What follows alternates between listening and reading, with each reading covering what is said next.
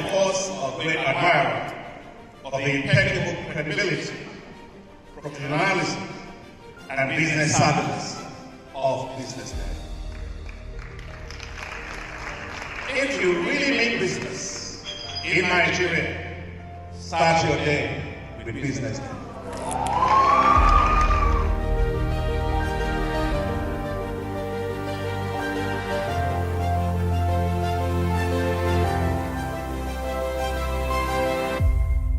BusinessDay is West Africa's leading provider of business intelligence and information, delivering premium content across diversified media platforms, including online, mobile, and print.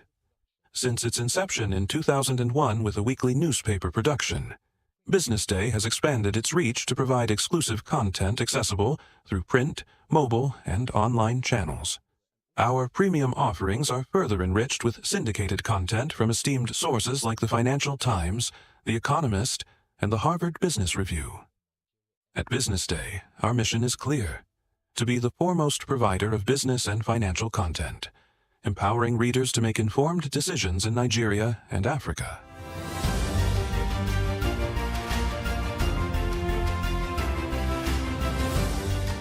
Since our establishment, we have been committed to delivering insightful, relevant, and accurate information about Nigeria's business and finance environment, while contextualizing the impact of global events. We monitor the stock market, analyze the companies driving it, and report on government policies and their economic implications.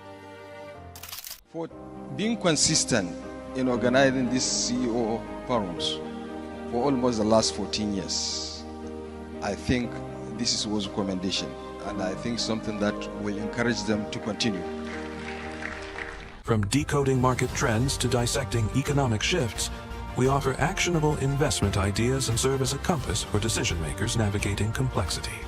Beyond headlines, BusinessDay fosters discussions on critical economic issues through impactful conferences and events. These platforms bring industry leaders together to share narratives that drive innovation and spark meaningful dialogues. Our events galvanize connections, bridging the gap between inspiration and achievement. For businesses seeking visibility, our strong digital presence offers unparalleled opportunities, with millions of followers across social media and a dynamic website attracting visitors from within and outside Nigeria. BusinessDay is the ideal platform to boost visibility for your products and services.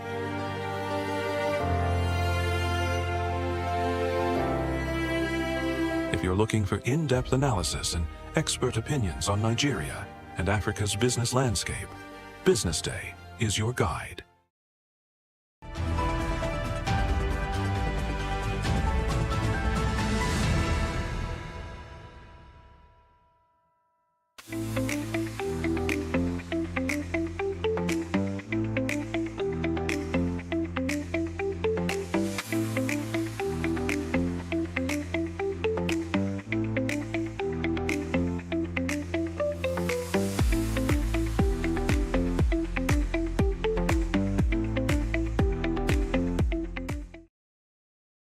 Good morning and welcome to the BusinessDay Television Breakfast Show. I'm Deborah Eze. Thank you for joining us this beautiful Friday morning. Now let's see what's making the headlines this morning.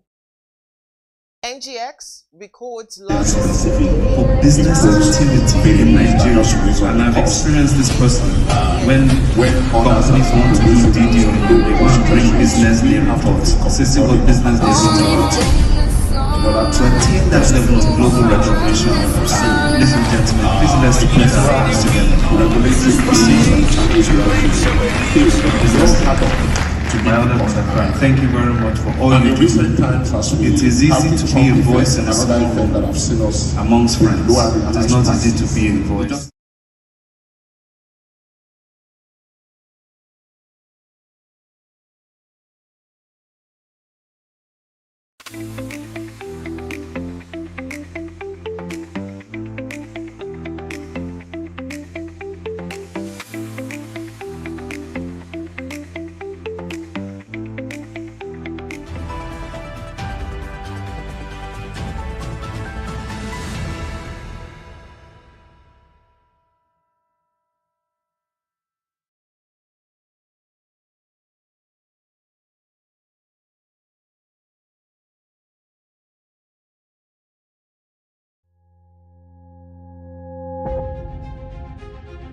Good morning and welcome to the BDTV Breakfast Show. I am Bethel Ogunjobi. My name is Elizabeth Musa. And this is the social listening segment on the BDTV Breakfast Show. We're talking about the Fly Nigeria Act. Can you give us a background into what this is about? We are here today on the streets of Lagos, Nigeria, to gather opinion about a pressing issue. I go look at the cost of petrol.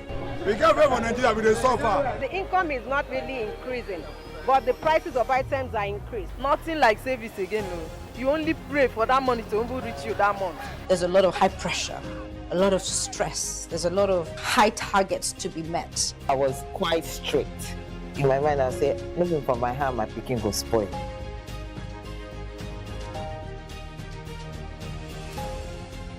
To allow all banks and all the players in the space. 15% inflation target achievable in 2025.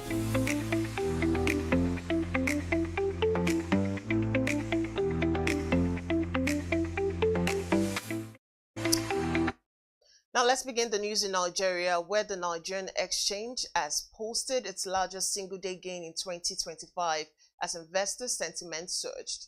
According to the exchange, the all-share index rose by 2,457.13 points on Thursday, 10th of July 2025, equaling to 2.01% increase and closing at a record high of 124,000. Specific for business activity in Nigeria, and I've experienced this personally.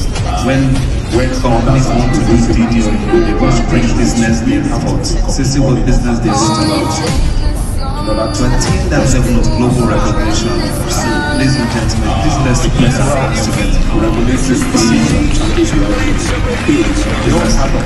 to give my others on the ground. Thank you very much for all you do. It is easy to be a voice in a small room amongst friends. It is not easy to be a voice across a nation and continent of the world. You must always be criticized. Thank you. It's the right thing to do. Aldane, McCall, UP, DC, and Consolidated OMAC, also posting 10%. And then moving on, the latest Nigerian Treasury Bill primary market auction has signaled a potential return to normalcy in the country's yield environment as one-year bill dropped to 19.4% below 2024 interest rate hikes. According to reports, the consistent decline observed in this auction suggested a more stable and predictable market for government securities after a period of elevated yields driven by high inflation and aggressive monetary policy tightening. The one-year bill dropped to 19.4% at the auction yesterday, 10th of July, compared to 29.21% seen at the start of the year. The most significant drop was, however, observed in the 364-day tenor, where the yield moved down to 19.47% from the previous 23.2%. And still on, the 13th edition of the Business Day CEO Forum held in Lagos yesterday, 10th of June,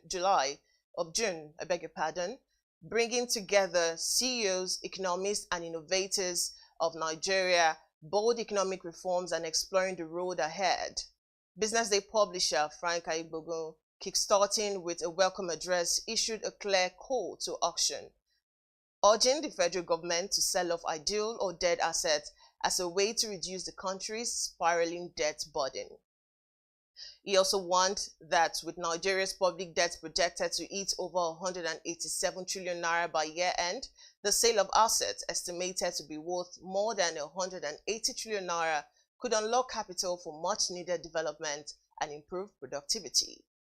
President of the Dangote Group, Aliko Dangote, represented by the Dangote Group Chief Strategy Officer, Aliyu Suleiman, during a fireside chat at the event, revealed that the foreign exchange reforms introduced in 2023 have made local production cheaper than imports, especially in the agriculture and food sector.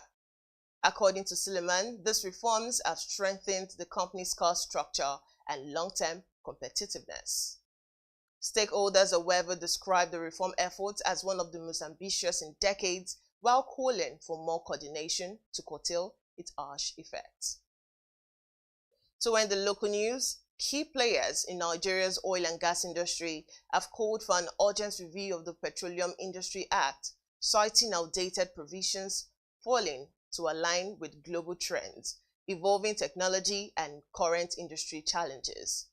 This was reviewed by panelists at the BusinessDay's CEO Forum on Thursday, 10th of July 2025. The leading executives from indigenous oil firms highlighted several recommendations at ensuring that the landmark legislation delivers on its promise of transforming Nigeria's energy sector. CEO of Resonance Africa Energy, Tony Atta, insists that while the passage of the PIA after 2 decades of delay was commendable, the act had become outdated on arrival, stressing the need for a comprehensive review that considers recent technological advancements like artificial intelligence, digitalization, and the energy transition. And on the foreign scene, Brazilian President Luiz Lula da Silva has revealed that he is ready to match any tariff imposed on Brazil by the United States. Lula made this disclosure while responding to Wednesday's threat by his U.S. counterpart, Donald Trump, who threatened to impose a 50% import tax on Brazilian goods from 1st August 2025. Trump, in a letter, cited Brazil's treatment of former President Jair Bolsonaro, who is currently on trial for allegedly attempting to stage a coup against Lula after being defeated by him in the 2022 election as a trigger for tariff hike. The U.S. president referred to Bolsonaro as a highly respected leader throughout the world, insisting that the trial should not be taking place. Also, President Volodymyr Zelensky has revealed that a massive overnight Russian attack has hit Ukraine capital Kyiv, killing at least 2 people and injuring 16. According to the president, the attack involved 18 missiles and about 400 drones, primarily targeting the capital. Residents' sleep was reportedly interrupted for 3 hours as drones and missiles converged on the capital, while authorities in Kyiv say the wreckage struck the roof of a residential building with fire burning across the city. The UN, however, added that Ukraine recorded the highest monthly civilian casualties in 3 years in June, with 232 people killed and 1,343 injured. And now to sports. Nigeria's Super Eagles have dropped 1 spot in the latest FIFA World Ranking released on Thursday, slipping from 43rd to 44th globally. Despite the marginal fall, Nigeria remains firmly among Africa's football heavyweights, maintaining its position as the 5th best team on the continent. The Super Eagles trail only Morocco, Senegal, Egypt, and Algeria, while staying ahead of longtime rivals Ghana and South Africa. To end the news, Olivia Smith will become the world's first women's player to break the £1 million transfer barrier after Liverpool accepted a world record offer from Arsenal for the 20-year-old Canadian forward. According to reports, the fee agreed between Arsenal and Liverpool exceeds the $1.1 million paid by Chelsea for the USA centre-back Naomi Gama in January. Smith scored 7 times in 20 Women's Super League appearances in her debut season in the English game last term for Liverpool, netting just under a third of the team's league goal during the campaign. Now that does it this morning on Business Day Television Breakfast Show. I am Deborah Eze. Up next is the newspaper review. Stay with us.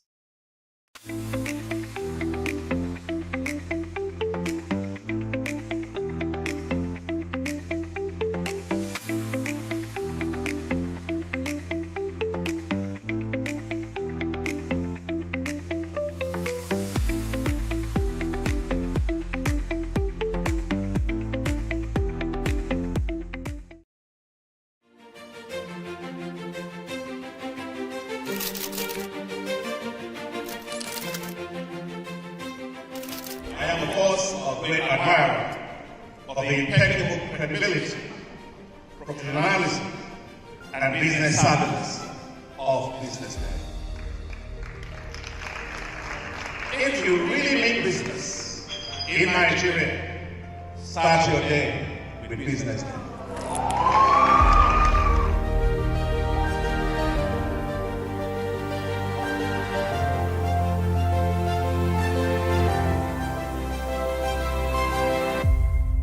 BusinessDay is West Africa's leading provider of business intelligence and information, delivering premium content across diversified media platforms, including online, mobile, and print. Since its inception in 2001 with a weekly newspaper production, BusinessDay has expanded its reach to provide exclusive content accessible through print, mobile, and online channels. Our premium offerings are further enriched with syndicated content from esteemed sources like the Financial Times, The Economist, and the Harvard Business Review. At BusinessDay, our mission is clear: to be the foremost provider of business and financial content, empowering readers to make informed decisions in Nigeria and Africa.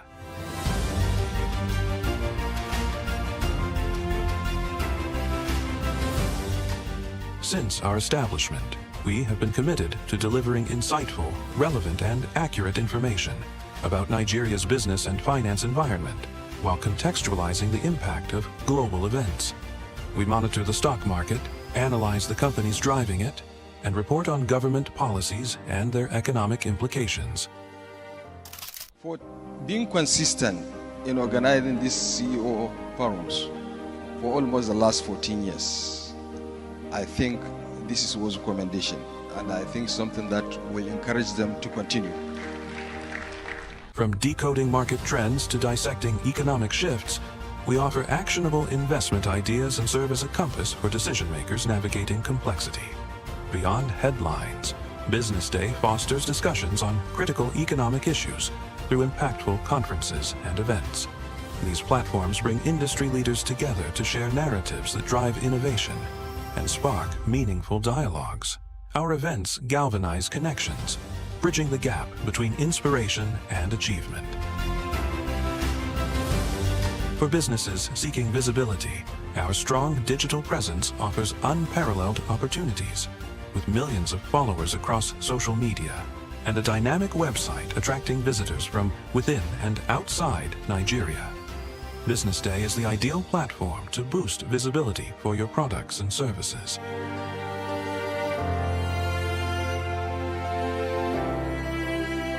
If you're looking for in-depth analysis and expert opinions on Nigeria and Africa's business landscape, BusinessDay is your guide.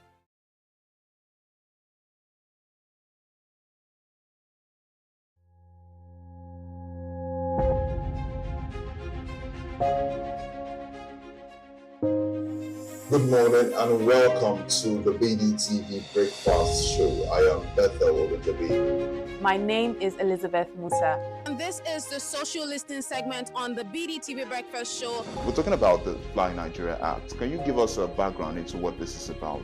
We are here today on the streets of Lagos, Nigeria, to gather opinion about a pressing issue.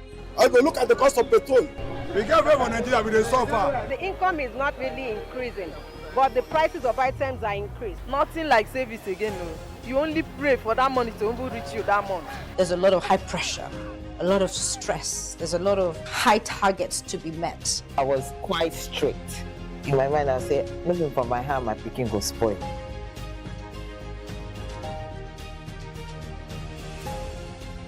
To allow all banks and all the players in the space 15% inflation target achievable in 2025.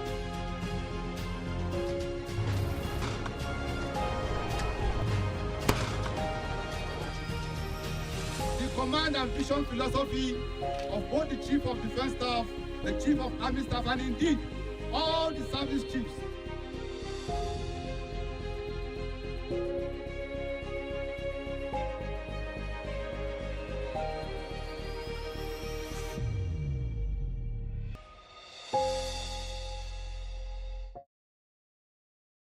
Attention business leaders. Want to make informed decisions? Join the ranks of the best with Premium Business Day. Access in-depth analysis and expert opinions to stay ahead. Subscribe now at premium.businessday.ng and unlock premium content. Plus, you get 50% off your first subscription. Don't miss out. Make smarter choices and seize new opportunities. Sign up now and elevate your business game. Visit premium.businessday.ng today.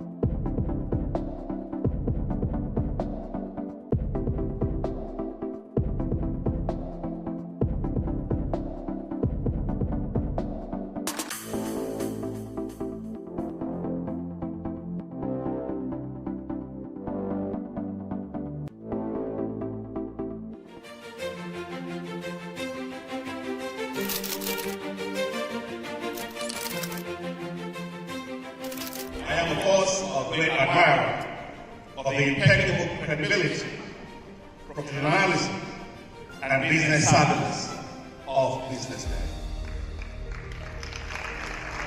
If you really mean business in Nigeria, start your day with BusinessDay.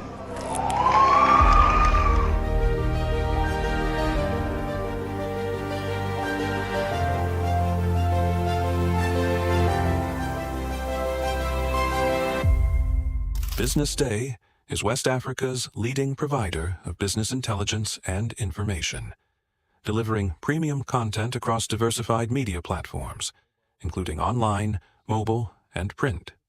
Since its inception in 2001 with a weekly newspaper production, BusinessDay has expanded its reach to provide exclusive content accessible through print, mobile, and online channels. Our premium offerings are further enriched with syndicated content from esteemed sources like the Financial Times, The Economist, and the Harvard Business Review. At BusinessDay, our mission is clear: to be the foremost provider of business and financial content, empowering readers to make informed decisions in Nigeria and Africa.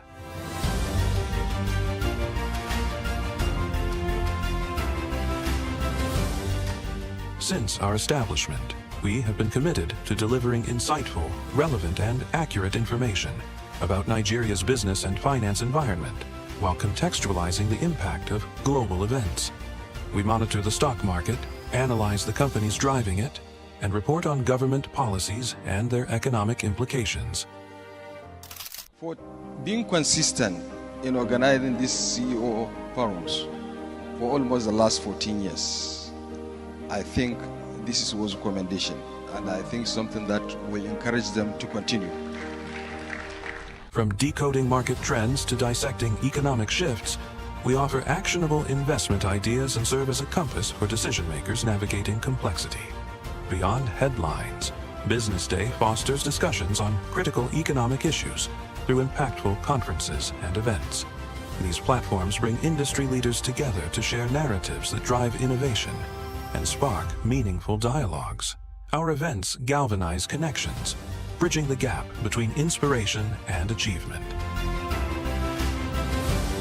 For businesses seeking visibility, our strong digital presence offers unparalleled opportunities, with millions of followers across social media and a dynamic website attracting visitors from within and outside Nigeria. BusinessDay is the ideal platform to boost visibility for your products and services.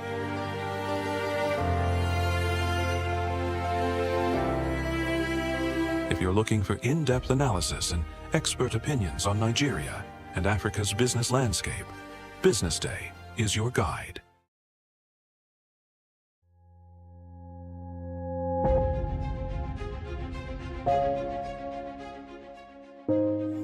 Good morning and welcome to the BDTV Breakfast Show. I am Bethel Obajabi. My name is Elizabeth Musa. And this is the social listening segment on the BDTV Breakfast Show. We're talking about the Fly Nigeria Act. Can you give us a background into what this is about? We are here today on the streets of Lagos, Nigeria, to gather opinion about a pressing issue. I go look at the cost of petrol. We get everyone in Nigeria with a suffer. The income is not really increasing, but the prices of items are increased. Nothing like service again, no. You only pray for that money to reach you that month. There's a lot of high pressure, a lot of stress. There's a lot of high targets to be met. I was quite strict. In my mind, I said, looking for my hand, my picking go spoil.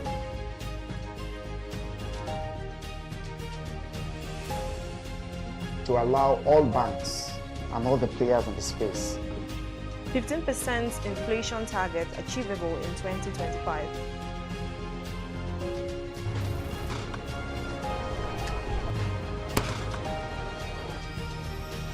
The command and vision philosophy of both the Chief of Defense Staff, the Chief of Army Staff, and indeed all the service chiefs.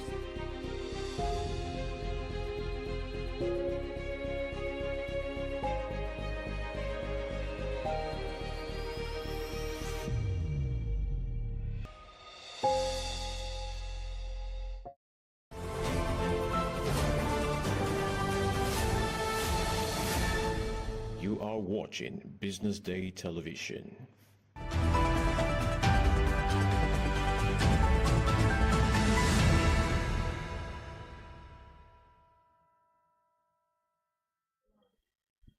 Welcome back. This is the newspaper review segment of the bdtv Breakfast Show, where we explore top headlines on the front pages of our dailies.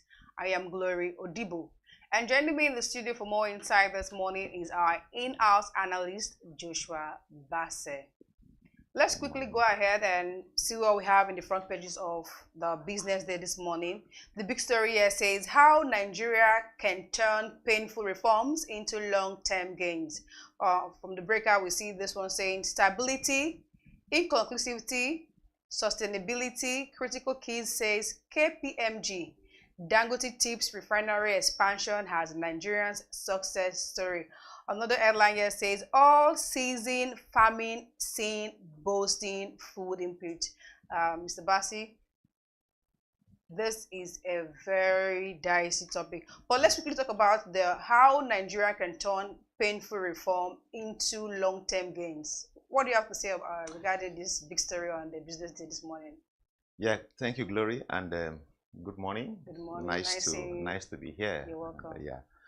Yeah, this story is emanating from the CEO conference that Business Day had yesterday. And of course, as you know, the CEO forum organized by Business Day annually is our flagship conference. Of course, Business Day does a lot of conference annually, but the CEO forum is what we see as the biggest. So it is where we have, industry experts, the CEOs, who is who within the Nigerian business community, converging to talk about the economy. So that story really, how Nigeria can turn painful reforms into long-term gains. That's where we had that story yesterday. So at that event yesterday, we had the likes of Aliko Dangote represented. We have a representative from the KPMG and the rest of them. So basically, this, very vibrant businessmen were just sitting down and analyzing each sector of the economy, And of course, talking about painful reforms, the reforms so far embarked upon by the president, the current administration, has been painful, no doubt. We talk about the fuel subsidy removal, and we talk about the flotation of the naira, and the rest of them, they have come with pain, to Nigeria. But at that event yesterday, the CEOs were simply just telling you how this reform can be turned into gains. Yeah, of course, like they say, there can be no gain without pain. So before you begin to reap the gain, so you're going to experience pain, which is what Nigerians are experiencing right now. But at that forum yesterday, they were simply saying that, look, within this pain, that we are experiencing, there's light at the end of the tunnel. Maybe if Nigeria can simply just endure a little bit. For instance, let's talk about the fuel subsidy removal. What we've seen is that, well, for fuel subsidy removal, which is one of the things that has brought the pain that Nigerians are experiencing right now, if money, being saved from fuel subsidy removal, of course, which is has led to increase, revenue to state. If those funds can be properly channeled into other areas, for instance, channeled into agriculture, for instance, channeled into providing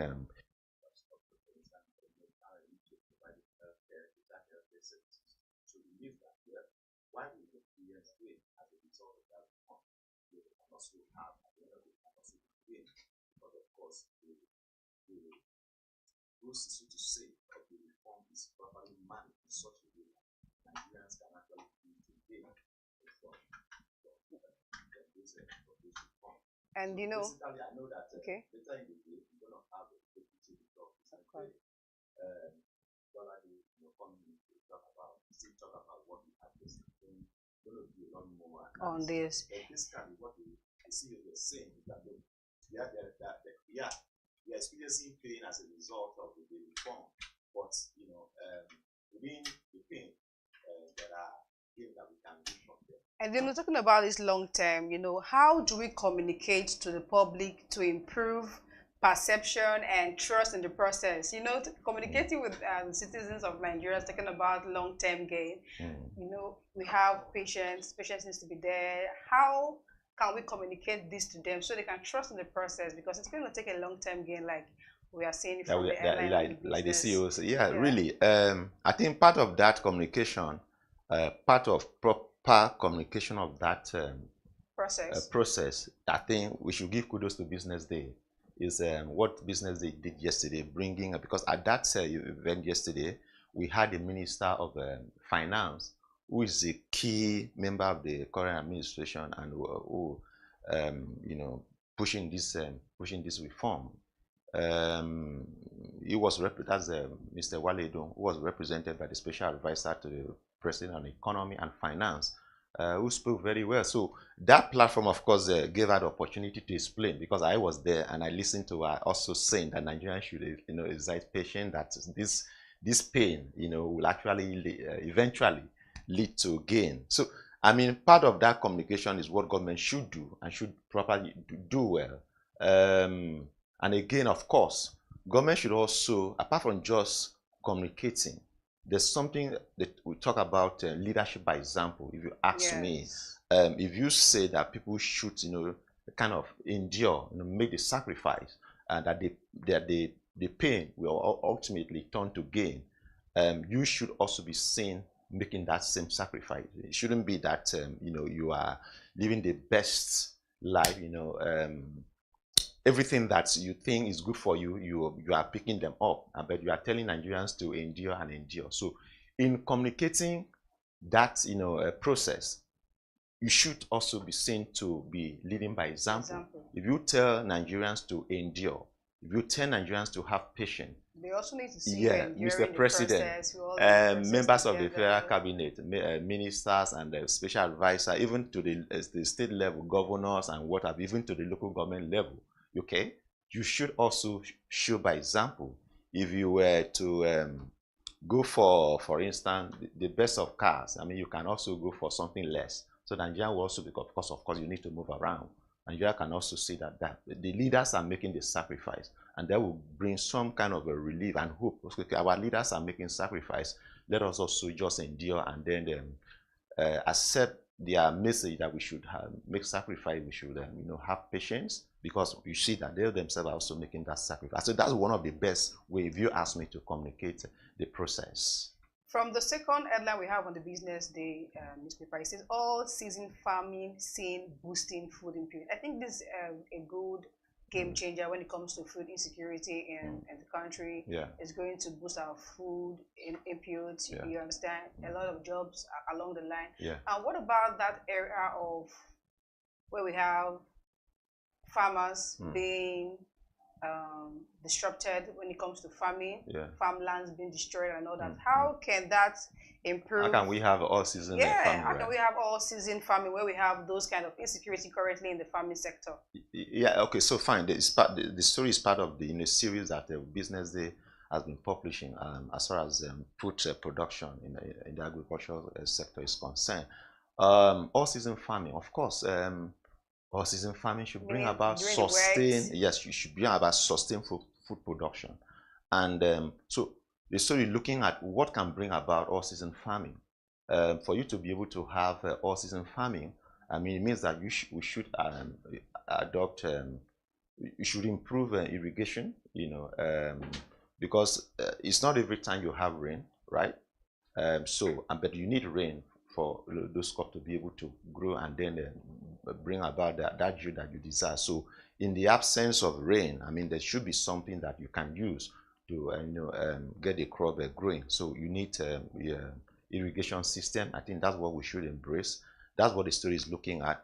So because if you don't have all-season farming, you're going to have a situation where, for instance, you have you know, let's say, you know, some crops are seasonal. Yes. You have let's take for instance mango, right? Or let's say we talk about maybe something like tomato, those kind of things. So you can't have all-season farming. You can't grow them all year round, right? If you don't have something that enables you to be able to do so, right? So irrigation is needed here. They improve seedlings, you know, better research. For instance, we have some agricultural research institutes. So coming up with crops that can bring about improving in geo, you know, and so you're able to produce more. But for you to be able to do that, you need those things that enables farmer to plant all year round. So not that they plant this time around and then they have to wait because there's no irrigation, there's no. You need to also embrace technology, you know, and then we also need to embrace mechanization, because those are the things that we need to be able to. But the point remains really that if we can achieve all year round farming, of course, we're bound to have improved production. And like you said, the issue of insecurity is also key. And so farmers should be able to go to farm, you know, and then not that when it is farming season, the farmers are sitting down at home because they fear for their lives to go to the farm and all of that. So let's see what we have on the Punch. It says, the big story on Punch says, governors get 4.5 trillion naira local government funds 1 year after ESCO's ruling. Then there is this major topic on the Punch that we're going to analyze briefly. It says NNPC refineries may never work again. Dangote, another one here, says Buhari government went after my allies post 2015 election. Jonathan, corrupt politicians using crypto's wallet to launder money. EFCC chair. Then we have the GTCO plans fresh expansion after London Stock exchanging listing. But let's talk about this one, which says NNPC refineries may never work again. That's a big. I don't know if I should say that story is accredited to Alhaji Dangote. But just before I talk about that story, let's look at the story, the major headline, which says governors get 4.5 trillion LG fund 1 year after. You know, it's about 1 year now that the federal Supreme Court, you know, ruled that local government fund should go directly to the local government. You know, that's celebrated ruling that the local government should be autonomous and they should not be tied to the apron string of states. But unfortunately, 1 year after that judgment, which we all celebrated, and I recall people, up till now, people are still using that judgment to say, oh, the Tinubu administration has done what all other administration before it couldn't do, and then the courage the current Minister of Justice and Attorney General, Mr. Fagbemi, and people are like, oh, why he had the court, because he was the one that went to court to challenge the fact that local government, states were actually warehousing local government funds. So that landmark judgment was given by the Supreme Court that the local governments are autonomous. They should get their allocation directly from the federation account and should no longer go into what we call a state local government joint account. But unfortunately, 1 year after that judgment, nothing has happened, unfortunately. And it's quite sad because that judgment was supposed to actually take the local government away from the control of state. But it seems that the state government have refused to implement that judgment, because I recall that what they were requested to do, or what the local government were requested, was to set up their own account with the central bank, of Nigeria, so that the federal allocation can be lodged directly for them, so they can access their money and use this to do what it is that they want to do. And that was supposed to help local government, live up to their responsibility of doing the things that local government should be doing. Because one of the essence of creating local government was to bring governance closer to the people at the grassroots. But unfortunately, we haven't seen much of development at the grassroots, because there's been this governors sitting over funds that should go to the local government, and in some cases just giving them pittance enough to pay salaries and then do the rest of the thing that they do. So the key thing that local government should be doing, because local government should also be embarking on an infrastructural project, but because they don't have enough funds, they've not been doing so. And so it's quite unfortunately we are seeing, and I think that the federal government should do something about it. I don't know why. It seems that it has become political. Maybe I don't know whether the student administration should not allow this to continue, because that was the judgment coming from the Supreme Court, the highest court in the land, and that the implementation should have started. But I don't know why it seems as if the local government they were asked to make open account, but I think we are still in the process of opening account with the CBN to have this thing lodged there for them 1 year after. And it's quite unfortunate. It's not supposed to be so.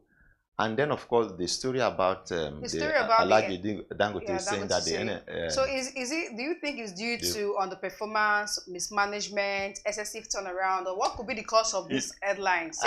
When I saw this headline this morning, Glory, what came to my mind when I saw this headline this morning was that maybe as a nation we should apologize to former President Olusegun Obasanjo, because I recall before Obasanjo left power in 2007, he has sold one of his refineries. Yeah, I think one of the president. I think the Port Harcourt refinery to Alhaji Dangote at the cost of $715 million. But there was some kind of gang up. There was some people who make a lot of noise. Those who have been profiting from the unprofitability of this refinery, they made so much noise, and then Yar'Adua, who took over from Obasanjo, had to reverse that sales. And today, if you read that story, I think if you read that story down, there's where Alhaji Dangote was saying that between then and now, Nigeria has spent about $18 billion on the turnaround of these refineries with nothing to show for it. I think it bleeds my heart, because it's only a nation that does not have a vision, that does not know what they're doing, that will allow a thing like this to happen. So if in 2007, when Obasanjo was leaving power, because Obasanjo said from what he was saying that this refinery will never work again, and the people made a whole lot of noise about it, and where are we today? And we have even spent 18 billion on these refineries, but they are still not able to produce refined product. They are not still able to refine. But if these refineries never work again, like according to what you say, there are going to be economic challenges, high fuel prices. What about dependency on international markets? No. But are they even working at all? So we are not even depending on it. So they are not producing. So we are not. There's nothing like going to be a high fuel price increase. No. As we speak, Nigeria is actually depending on the 650,000 barrel per day refinery of Dangote. Totally. And of course, an import, we still import. So whether you are talking about Port Harcourt refinery, you're talking about Warri refinery, you're talking about Kaduna refinery, they are not working, they are not producing. But the sad story, Glory, is that despite the fact that these refineries are not producing, and not adding any value to the economy, we are still spending money on that. I just told you what Alhaji Dangote said in that story, that we've spent about 18 billion naira on these refineries without anything to show for it. And sometimes I ask myself, is it because these refineries are publicly owned? Can any individual run his or her business that way? And that you have a plant, that is not bringing anything in, but you are still putting money into it. And so we have people who just, steal from whatever it is allocated to So in other words, it's better if they never work again, because we're just putting money in there. Of course, it is even better. I don't even know whether we're going to have anybody now who want to buy those refinery, the refinery at the $750 million that Alhaji Dangote wanted to be paid for at that time, because those things are scrap. And like he said, they may never work again. So if they're not going to work again, why do we keep putting money into it? Why do we still have people there who earn, who draw so much from the from the economy, from the federation account, or from the system, but supervising plants that are not adding any value to the economy? Because if they're not producing, why are they there? Let's look at the Vanguard newspaper. The big story on the Vanguard newspaper says visa war. Federal government explains stance as US slams tighter measures. Another one here says Shetima to APC, PDP, ADC, and NNPP. He says we are all one. Another headline says only courts can stop local government pools. Let's look at the big story here that says visa wars. Federal government explains stands as US slams tighter measures. I don't know what the war is about. It's all about. I really don't know what to mean by visa war. The US and the rest of the US, Canada, UAE, and the rest of them, tighten their visa processes against Nigeria, against Nigerians. So, can we, if we say visa war, what do we mean by visa war? Can we actually, stand up to these people? I think for me, yes, we need to travel. We need to go for either we are going for studies abroad, we are going for medical tourism. We are one thing or the other. With business and all of that will always take us out. But I think that all of the things that whether we're talking about the US, whether we're talking about Canada, whether we're talking about UAE, whether we're talking about any country or UK, any of these advanced and developed economy, whatever it is that they're doing against Nigerians, I think it stems from the fact that as a country we haven't really shown that strong leadership as the biggest country in Africa. I think that we can do better so that Nigerians can begin to earn. For me, it's about leadership. It's about leadership. We never saw the kind of thing we are seeing right now when we had President Olusegun Obasanjo as president of Nigeria. I think it's a way that these countries are, the way they see us. That's why the Nigerians are suffering. Put ourselves out there. Still on the Vanguard. Can do better than that. Probably I don't see what we talk about visa war. We are trying to maybe reciprocate what they are doing, but at the end of the day, it hurts us more than them. Of course. So I think we can use some diplomacy to see how we can resolve it rather than use a war as it were. I think we can resort to diplomacy. For the sake of Nigerians and Nigerian students, Nigerian businessmen who want to go to those countries to transact one business or who want to do one thing or the other. I think for me, let's go the way of diplomacy to resolve some of these visa issues. Let's quickly touch on another headline. Tinubu reforms boosting economic recovery. How true is that? Another one says, who's saying that? Federal government. Well, it is expected now. They will not tell you that the reform is not boosting. I think we just talk about the reform. There's the reforms. Some of the reforms are actually necessary. The IMF, earlier this week, IMF commended the reform. Of course, we need to compare, but what people are also saying that the gains, the benefit of those reforms are too slow in coming. And I think that's what Nigerians will want to see. Let the gains of those reforms come faster, so that we won't die before the reform. So before the gains of the reform will come and meet us. But there's a story I also wanted us to just touch on the Vanguard. Shetima to APC, PDP, ADC, and NNPP. He says we are all one. Are we all one? Truly, they are one. Glory, they are one. You see, I think he was saying this at the launch of, there was a book that was launched by former Minister of Justice and Attorney General of the Federation under President Goodluck Jonathan, Mohammed Adoke. They launched a book yesterday. I think all of them were there yesterday, from who is who as far as the politics in Nigeria is concerned. I think only President Tinubu himself that wasn't there, and probably President former President Muhammadu Buhari. But of course, the Vice President was there, so meaning that the top echelon of this administration was there, and I could see PDP, APC. All of them, they were all there. Talking about, even those who are talking about coalition now, they were all there. So if the Vice President is saying we are all one, truly they are all one. Because you know why? You know why I totally agree with him? There's no ideology, whether you talk about APC or PDP or those those who are trying to form a coalition under ADC. For the good interest of, you know, I only pray because truly they are one. That because there's no ideological difference between all of these parties. As far as the political class is concerned in Nigeria, they are one. It is only the people that are suffering from what it is that they are doing there. But truly, they are one. So I totally agree with the Vice President that they are one. Because some of them that are PDP in the morning, in the afternoon they are APC, in the evening they are something. Thank you, Joshua, for joining us in the studio this morning. This is all we can take for today. Keep watching the BDTV.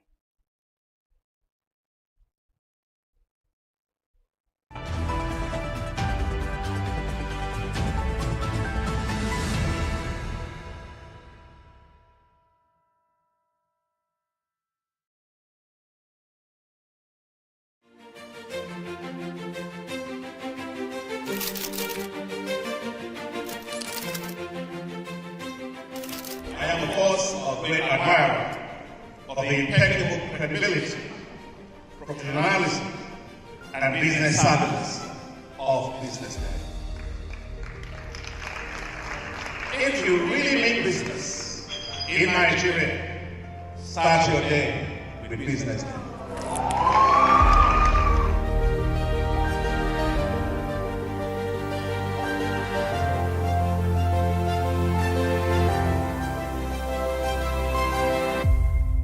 BusinessDay is West Africa's leading provider of business intelligence and information, delivering premium content across diversified media platforms, including online, mobile, and print. Since its inception in 2001 with a weekly newspaper production, BusinessDay has expanded its reach to provide exclusive content accessible through print, mobile, and online channels. Our premium offerings are further enriched with syndicated content from esteemed sources like the Financial Times, The Economist, and the Harvard Business Review. At BusinessDay, our mission is clear: to be the foremost provider of business and financial content, empowering readers to make informed decisions in Nigeria and Africa.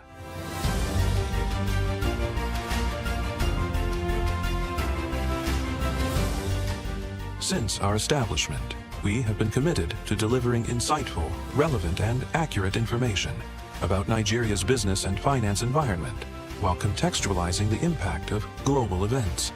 We monitor the stock market, analyze the companies driving it, and report on government policies and their economic implications. For being consistent in organizing these CEO forums for almost the last 14 years, I think this was a commendation, and I think something that will encourage them to continue. From decoding market trends to dissecting economic shifts, we offer actionable investment ideas and serve as a compass for decision makers navigating complexity.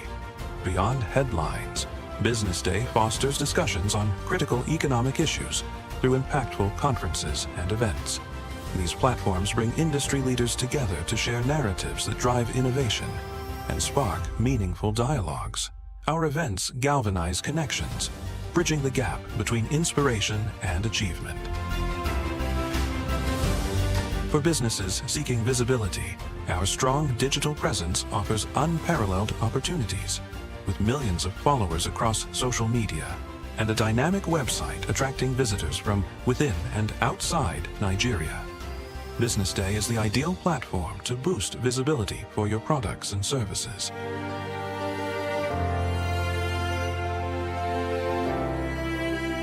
If you're looking for in-depth analysis and expert opinions on Nigeria and Africa's business landscape, BusinessDay is your guide.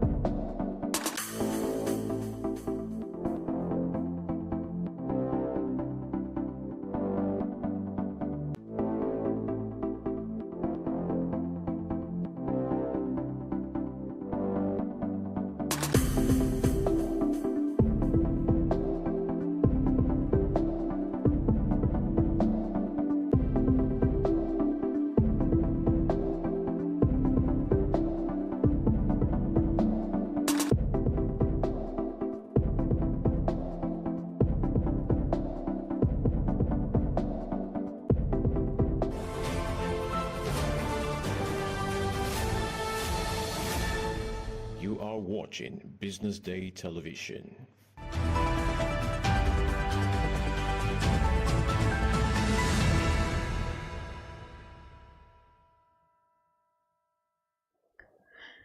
Good morning and welcome to Business Morning here on Business Day TV. It's Friday, July 11th, 2025. I am Destiny Momo. And I'm Deborah Eze. Thank you for starting your day with us, where we bring you the latest insights shaping Nigeria's business landscape and bringing analytical answers to the questions around the world of business and the economy. Today, we turn our attention to one of the most important gatherings in Nigeria's business calendar, the Business Day CEO Forum 2025, which wrapped up yesterday here in Lagos, Nigeria, with the theme From Reform to Recovery. The forum brought together some of Nigeria's most influential business leaders, policymakers, and thought shapers, all to answer one big question: how can Nigeria convert its current economic reform into meaningful, inclusive growth?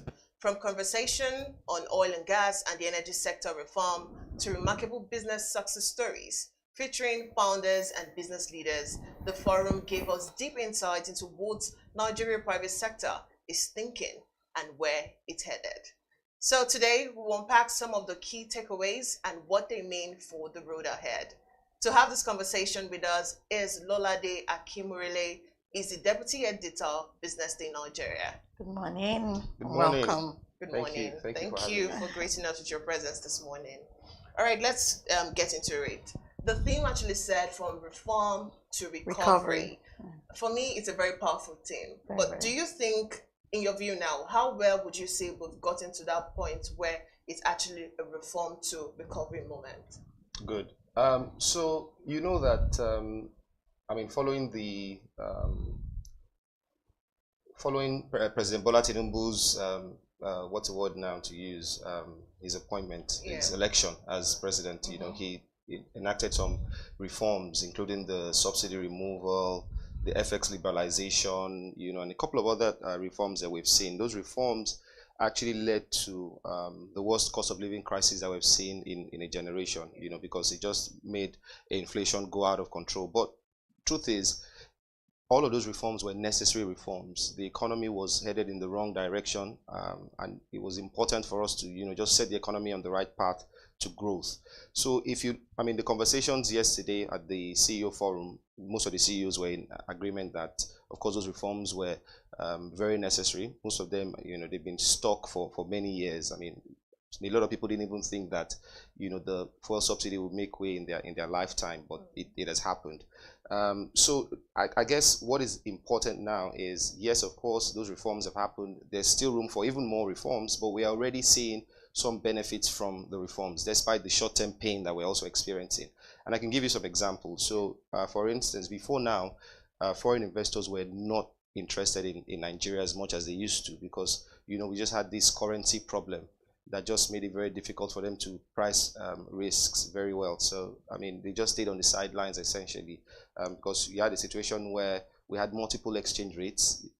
The official rate was much weaker than the rate in the parallel markets, but the parallel market rate was more accessible. People could not access the rate in the official market. So it was important to, you know, unify those FX rates, which has happened now. We have one rate, even though there's still a black market rate, and the gap is not as wide as it was before. In the past, it was more than 60% premium, you know, between the official rate and the black market rate. So now those things have led to investors taking a second look at Nigeria again now. We're seeing investment inflows, investment confidence is rising.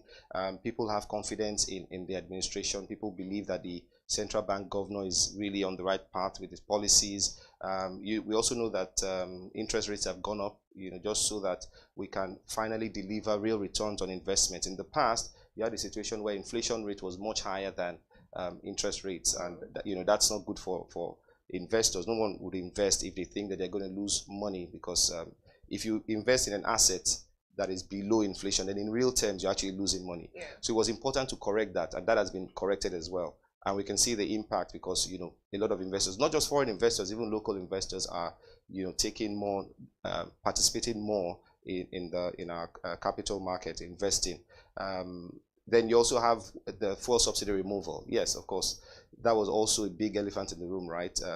If you look at it, then we would always have incessant petrol scarcity, long queues and all of that, because we were not paying the market price for petrol. But now that we're starting to pay the market price of petrol, you see, I don't know the last time I've seen long queues at petrol stations. Sure. You know, that has made way, and you see that the Dangote refinery has also come on board, and that has helped us go from being a net importer of petroleum products to even a net exporter now. So those reforms were necessary to essentially reset the economy, and we're seeing some gains already, but there's even still more to come. And it's important that you know, the reforms are sustained at this point, so that you know, we don't take 2 steps forward and 10 steps back. Yeah, so I'll say yes for sure. And I think the CEOs in the room yesterday all were in agreement that yes, indeed, those reforms were necessary, and we are starting to see signs of recovery. Okay. Talking about the CEOs, before I comment on that, I must commend the Business Day for the CEO Forum. It was such an impactful event, and it's 13th edition. Now, many CEOs discussed the impact of a recent economic reforms, right? And from FX liberalization to subsidy removal. Now, the question is, what was the general sentiment around these policies? Helpful in the long run or creating immediate strain? What do you think? Yeah, I mean, like I said, so the general perception is that the reforms are good.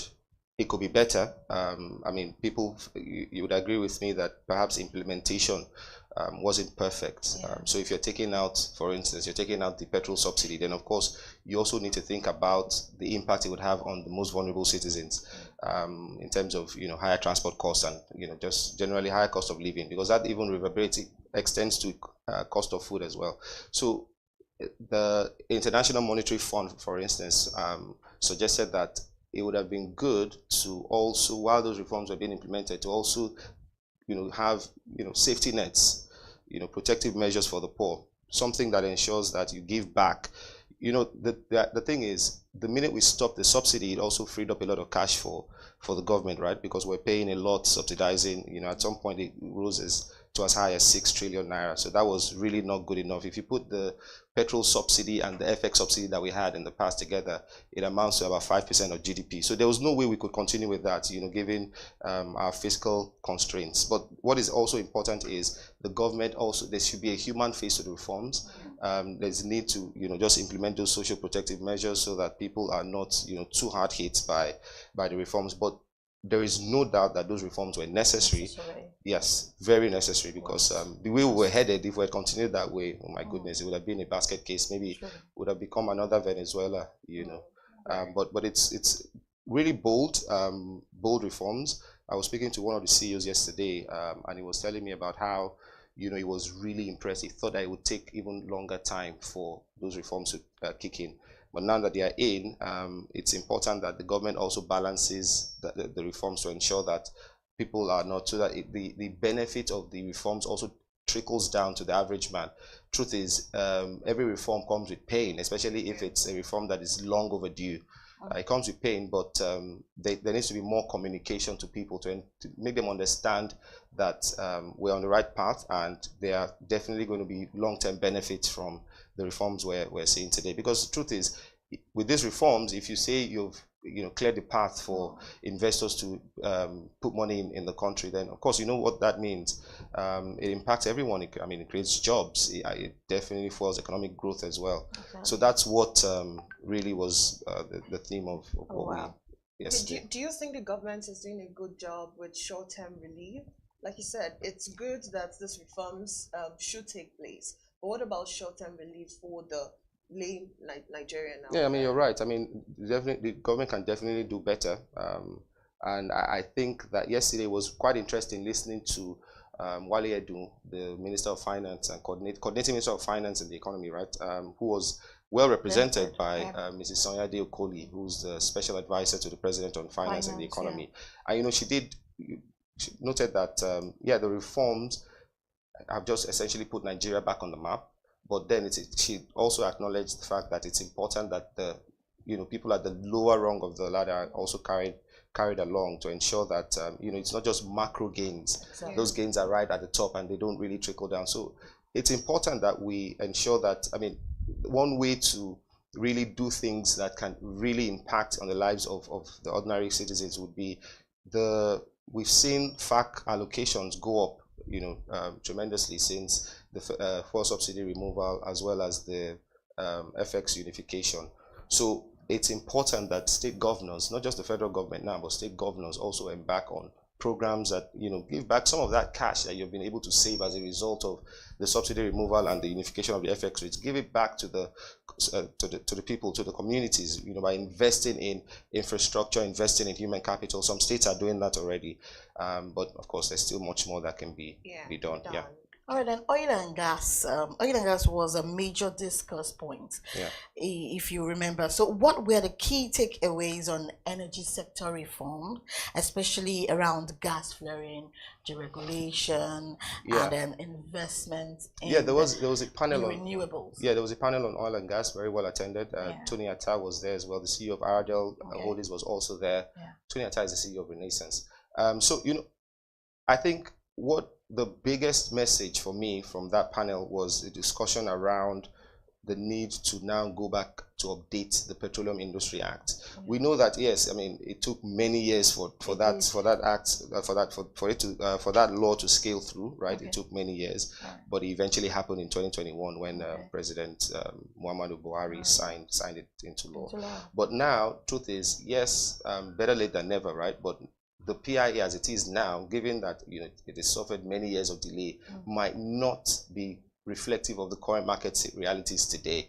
So it doesn't take into account energy transition, artificial intelligence, and the likes. So that panel really talked about how it's important for the government to now go back to the PIA to update it to ensure that it's even more recent. Because I mean, if you don't have good laws governing the oil and gas sector, it'll be really hard to attract investment. Exactly. So it's important that we get that right so that we see more investors coming into that space. It's really remarkable what the kind of transformation that we've seen in that sector as a result of the Dangote refinery coming on board, but it's also important that we have laws that encourages even more investors to come into that space. Another point is, before now, there used to be a cap on deals that could be done in the oil and gas sector without regulatory approval. You can't do above $500,000, which is, for an economy like ours, but the president has signed an executive order that takes that from $500,000 to $10 million. So you can do deals $10 million and below without regulatory approval. That's important because it would essentially fast track the number of deals happening there, and we will definitely have see some good impact from that. So those are the key takeaways for me from that oil and gas panel session. Let's then move it to the SME sector. We understand that this reform has actually affected the macroeconomics, and they have challenges. So do you see this reform helping them in any way? Yeah, it's interesting. Yesterday, we all heard a couple of companies like the Secure ID, Real Foods. They talked about how their businesses were born out of the need to solve local problems, right? But now, because the economy is opening up, they're able to attract more investors, and even now targeting the export market. Truth is, even if we haven't really been intentional about using a weak currency to target exports or to boost our exports, people are taking advantage of that now, because if in before 2023, right, the exchange rate was about 400. The official rate was about 400, even though in the black market it was much weaker than that, but 400 the official rate, but today it's about 1,006. So that is almost like it's quadrupled, right? So what that means is, for an exporter, if you would get, for every dollar you get now, it's times 4 of what, in Naira terms, of what you would have gotten in 2022 or before 2023, right? So there really is an opportunity there, and it was really exciting and refreshing to hear stories of CEOs that are taking that opportunity and exporting more. And even Dangote is trying to take advantage of that even more, because he said yesterday that the fertilizer plant, the plan is to even double the capacity.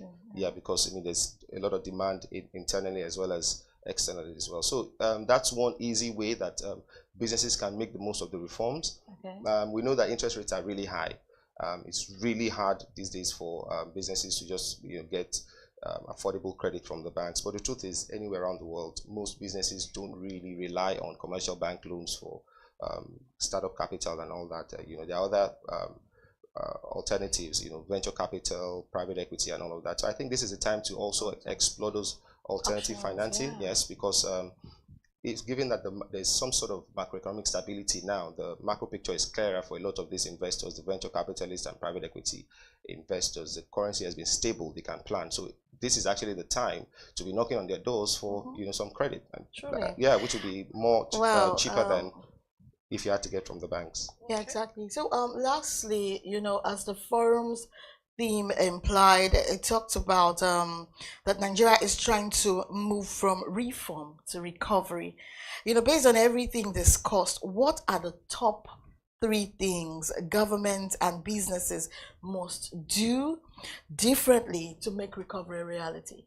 Yeah, so I think the feedback that the government would have taken from yesterday's conversation was that, communication is important. You need to communicate more to the people so they understand that we're in this together. They understand, they're able to see the vision, right? They see the bigger picture, that these reforms are necessary to get us to where we're going, So I'll give you an example. The Nigerian economy has been growing at around 3%, for the longest time now. And look, on paper, it looks like, well, that's not bad. Exactly. How many economies can boast 3%? But it's really tepid.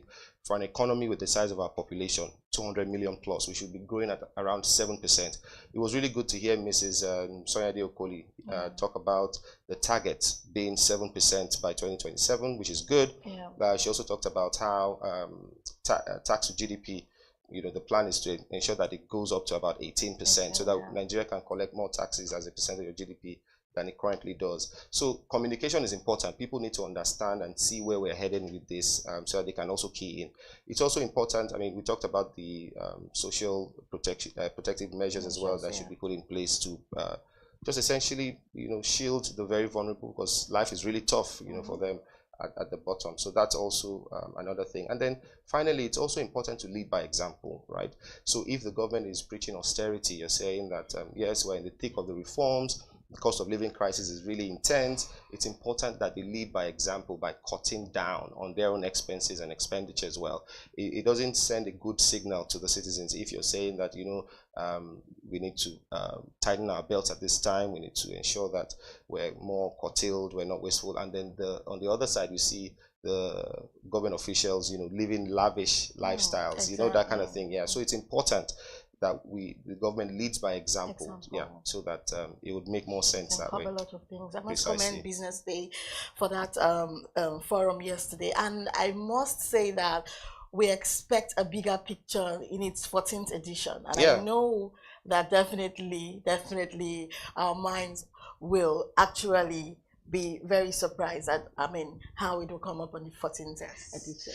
Thank you so much, Olade. Thank you. It felt good to have you here. All right, we'll go on a quick break now. When we come back, we're going to be having our second part of the conversation on Business Morning. So stay with us.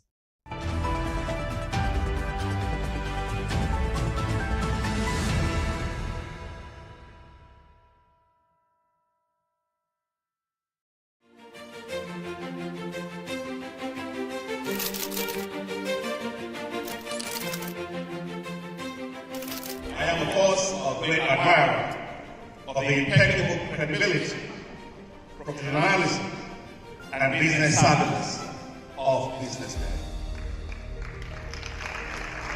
If you really mean business in Nigeria, start your day with BusinessDay.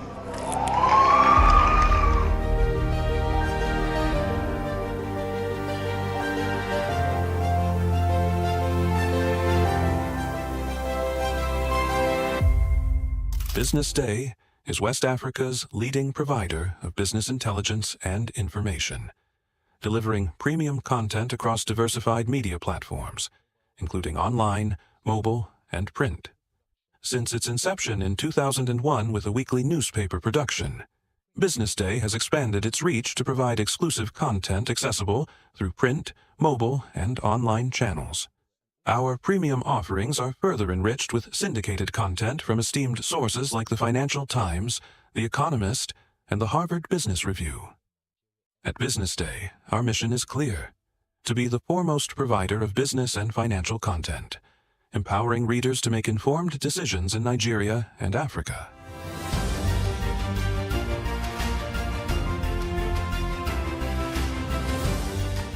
Since our establishment, we have been committed to delivering insightful, relevant, and accurate information about Nigeria's business and finance environment, while contextualizing the impact of global events. We monitor the stock market, analyze the companies driving it, and report on government policies and their economic implications. For being consistent in organizing these CEO forums for almost the last 14 years, I think this was a commendation, and I think something that will encourage them to continue. From decoding market trends to dissecting economic shifts, we offer actionable investment ideas and serve as a compass for decision makers navigating complexity. Beyond headlines, Business Day fosters discussions on critical economic issues through impactful conferences and events. These platforms bring industry leaders together to share narratives that drive innovation and spark meaningful dialogues. Our events galvanize connections, bridging the gap between inspiration and achievement. For businesses seeking visibility, our strong digital presence offers unparalleled opportunities, with millions of followers across social media and a dynamic website attracting visitors from within and outside Nigeria. Business Day is the ideal platform to boost visibility for your products and services.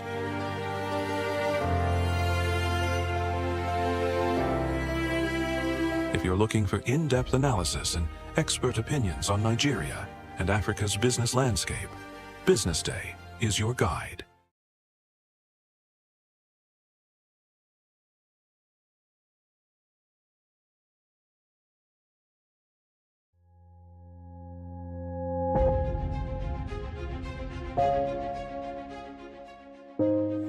Good morning and welcome to the BDTV Breakfast Show. I am Bethel Ogunjobi. My name is Elizabeth Musa. And this is the social listening segment on the BDTV Breakfast Show. We're talking about the Fly Nigeria Act. Can you give us a background into what this is about? We are here today on the streets of Lagos, Nigeria, to gather opinion about a pressing issue. I go look at the cost of petrol. We get for Nigeria with the suffer. The income is not really increasing, but the prices of items are increased. Nothing like service again, no. You only pray for that money to reach you that month. There's a lot of high pressure, a lot of stress. There's a lot of high targets to be met. I was quite strict. In my mind, I said, looking for my hand, my picking go spoil.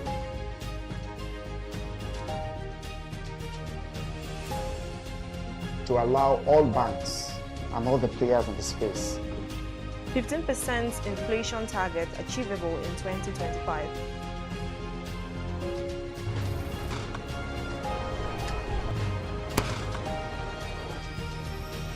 The command and vision philosophy of both the Chief of Defense Staff, the Chief of Army Staff, and indeed all the service chiefs.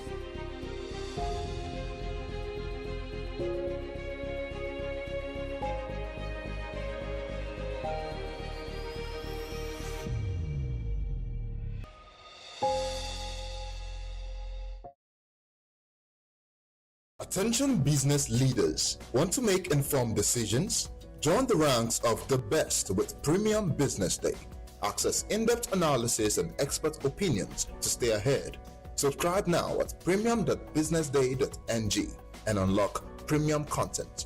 Plus, you get 50% off your first subscription. Don't miss out. Make smarter choices and seize new opportunities. Sign up now and elevate your business game. Visit premium.businessday.ng today.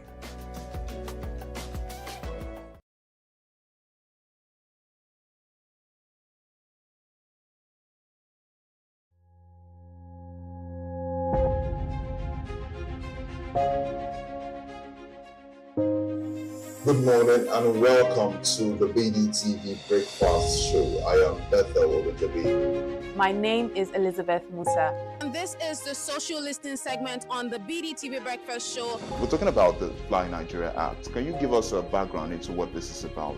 We are here today on the streets of Lagos, Nigeria, to gather opinion about a pressing issue. I go look at the cost of petrol. We get for Nigeria with the suffer. The income is not really increasing, but the prices of items are increased. Nothing like savings again, no. You only pray for that money to reach you that month. There's a lot of high pressure, a lot of stress. There's a lot of high targets to be met. I was quite strict. In my mind, I said, looking for my hand, my picking go spoil.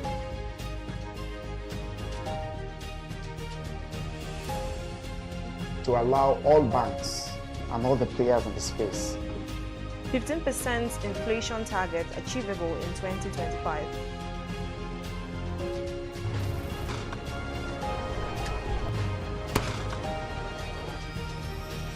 The command and vision philosophy of both the Chief of Defense Staff, the Chief of Army Staff, and indeed all the service chiefs.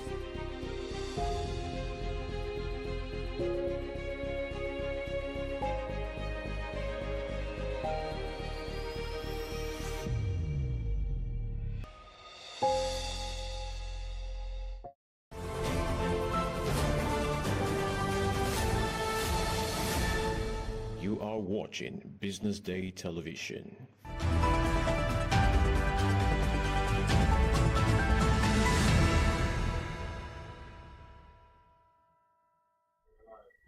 Welcome back to Business Morning. Let's move on to our second conversation on Business Morning today.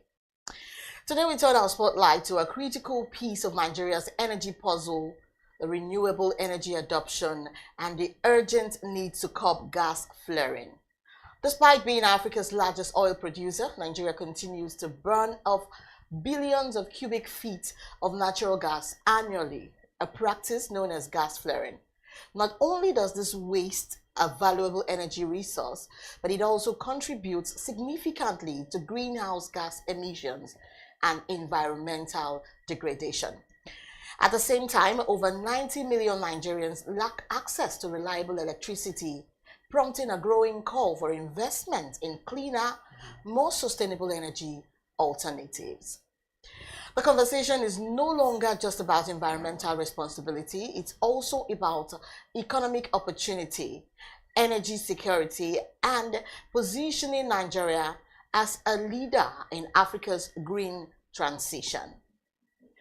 So this morning, we ask what's slowing down the adoption of renewables, and how can Nigeria better utilize flared gas, and what policy and investment shifts are needed to drive real change in our energy landscape. And to have this conversation with us is Ibrahim Abubakar. He's an energy reporter here at Business Day. Good morning, Good morning. Good morning. Thank you for having me. joining us. All right, let's go into it now. Let's start with the big picture. How would you describe Nigeria's progress so far on renewable energy? Do you think we're there? Do you think we're moving fast, or we're moving too slow, or we're not there at all?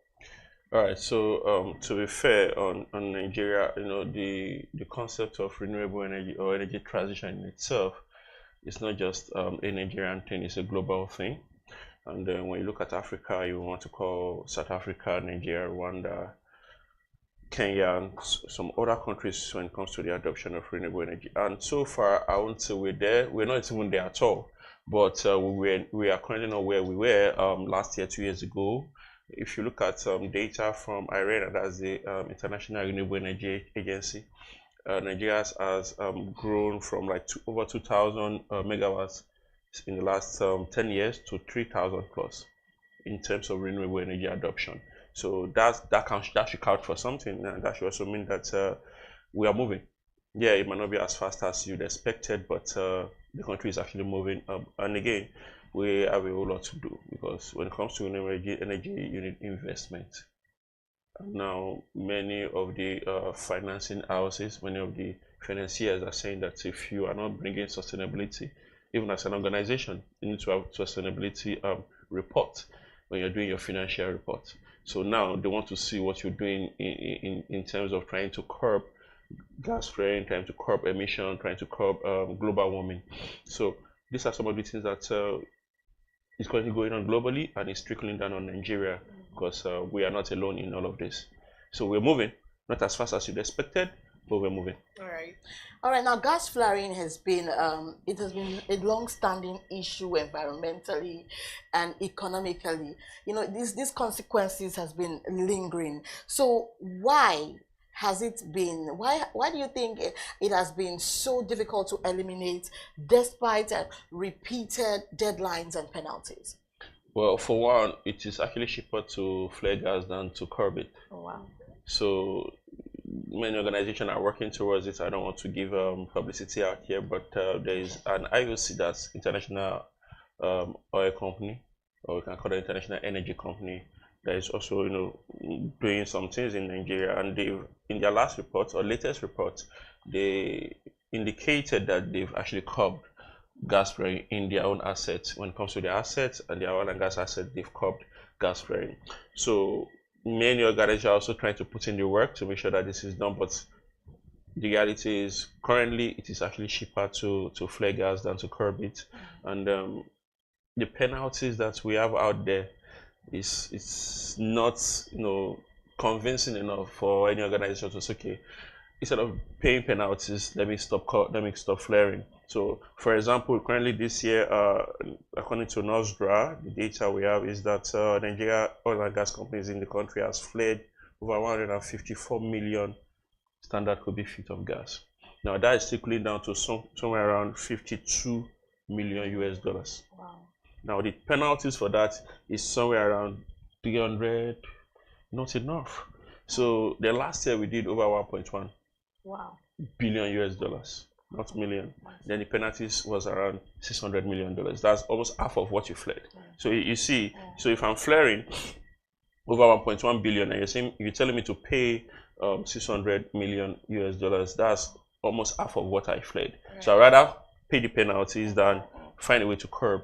So, but the government is working, and some organizations are also trying to see that they can put all of this together and put flaring behind us, because it has a lot of hazard, health-wise, economic-wise, and even when it comes to investment, many people want to see that we are sustainable enough. Okay, so we know that there was a buzz around solar mini grids and off grids solutions. So what is holding back wider adoption? We know that the solar grid adoption is more in the rural areas. So what's holding back the wider adoption? So one is access. And again, like I said earlier, the initial investment is huge. Now, and then there is education, advocacy. So many people do not know what they want or what they need. They know what they want, they don't know what they need. For example, if I live in an apartment where all I need is just to power my laptop and charge my phone and probably just put the light in, that's it. I should be able to get something smaller for me. But when you come to them and say, oh, I need you to pay 500,000 naira for someone with any, say, circa 100,000, that's 5 months of his income. You won't want to do that. So probably want to get petrol or something to just let me keep running this. So access to this, then advocacy on how it is important or what you need. There is what we call analysis of what you need. So when you analyze it, then you can also now then say you want to provide these services to the people. Then income, like you said, rural area. How much is their disposable income? Is low. So and you look at the hierarchy of things. You need to first of all feed. You need to be able to clothe yourself. Some of these people have family. You need to be able to send your kid to school. So you're not telling me to go for a solar solution that is probably costing me 1.5 million naira. So these are some of the issues. So, but then we need to also advocate and educate, and also find solutions that meet peculiar needs, because you don't come to me with something that should be able to power BusinessDay, to power my apartment. So these are some of the things, and then the agency in charge of that in Nigeria, they are working, the government agency. Then we have the private parts too. They are also trying to do some things.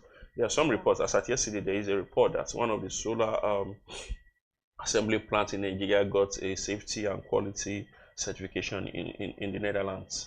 So these are some of the things. The work are going slow, but obviously there's a lot going on. All right, we often hear that Nigeria needs to balance energy access. By balancing energy access with sustainability, how do we transition to renewables without cutting off economic growth or energy supply? Especially in industrial zones. So it has to be just a transition. Okay. You know, like I said, it has to be peculiar. What Nigeria needs is not what South Africa needs. And like you said in your introduction, Nigeria is the largest oil producing nation in Africa. Exactly. So you can't tell the country who is the largest to stop producing oil, where even most of our FS comes from, you know, exportation of this resource. So it has to be just. It has to take some analysis of what is needed. Like I said earlier, again, if you look at Africa as a continent, we contribute less than 4% to the global. So if Africa as a whole is contributing less than 4%, China is contributing very high. It's currently still using coal. Wow. So then the same China is the largest solar or renewable energy producer in the world. Whoa. So they find a way to make it work for them. We do so we do coal, we do oil, then we do renewables. Then you look at recently there was a blackout in I think Portugal and Spain. And this was because they were trying to move fully from fossil fuels to renewable energy. Then it backfired, literally. So it has to be just. And for Africa, one of the most important things is energy security. We do not have that yet. All right. So if you want to mention maybe 1 or 2 countries in Africa, say South Africa and Rwanda, maybe a little bit of Kenya are doing better in that regard. But Nigeria, our situation is different, totally different. We're still talking about Band A, trying to get at least 20 hours of electricity with the per day. population that we have. Yes, then when you go online, especially on Twitter, you see that some of these discos will tell you, we're sorry we're not able to meet the 20 hours we promised to give you yesterday. So you see the peculiarity. So it has to be just. You have to be data driven. That the analysis has to go in. People who are in charge or people who knows about this sector needs to come in. It doesn't have to necessarily be the government. Exactly. So the government might make sure that they have everything they need to make sure everything works. But they should sit it out for the private sector to find a way to balance all of these things while they create an enabling environment. All right. Speaking about the government, let's move our focus to gas flare commercialization program. I beg your pardon. So do you think that is strong enough to truly push the change that we are looking for policy-wise? Do you think it's strong enough? I think it is strong enough. Then, you know, we're in a nation where we have beautiful policies, zero implementation. I was coming on my way to the office this morning. You know, I saw this guy putting on a helmet, on a car rider, motorcyclist. But the glasses that was supposed to be a form of protection for his eyes and all of that was up like this. And he had the helmet on. On a good day, you had expected him to be arrested or probably just stopped us, you know. So, but no. So again, we have beautiful policies. We have implementation issues. The gas commercialization program policy is very beautiful. It's strong enough. I think this is one of the reasons why one of the IOCs, the one I mentioned earlier, was able to now say, okay, instead of flaring, let's find a way to like curb flaring on our site, on our assets. So I only just think more we need lesser talk and more actions. So that I think the target for gas commercialization was routine drop it till like 2030. This is already 2025. That's 5 years from now. Then generally we have the net zero 2050 2060 pledge. So these are some of the things I believe with constant conversation with industry players, especially on the private sector side, we'll get there slowly, little by bit. But for now, we're not doing wonderfully well because the data I saw, or the report I did just this week, shows that flaring is up highest in 4 years as at 2024.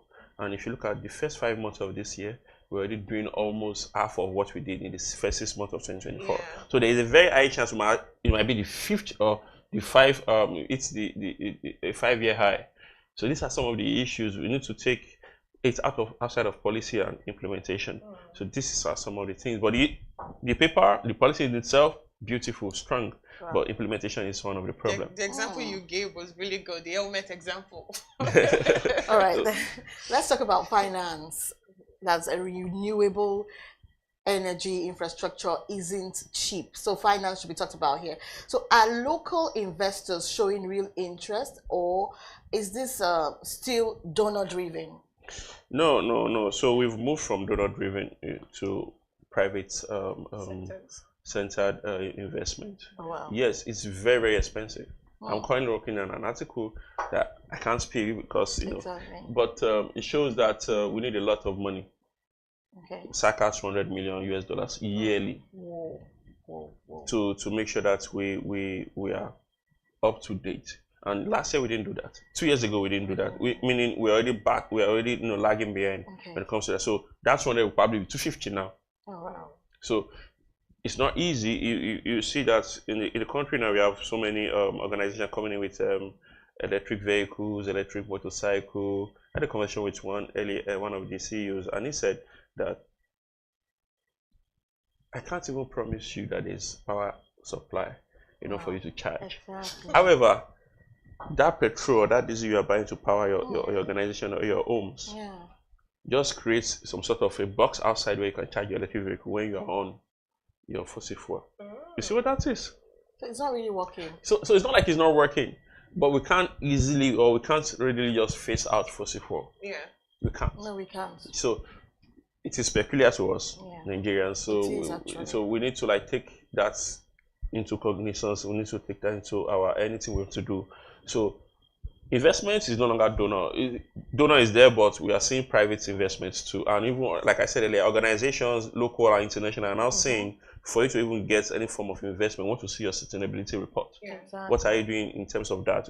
Like you necessarily don't have to face out fossil fuel, but want to see that, okay, you're also taking this aspect of things very seriously. Okay. So these are some of the things that they're using to move that intention or move Nigeria towards that goal. So how would you rate the private sector in all of this, in moving, from since you said we're no more donor driven, it's not private sector, how would you rate how the acceleration has been?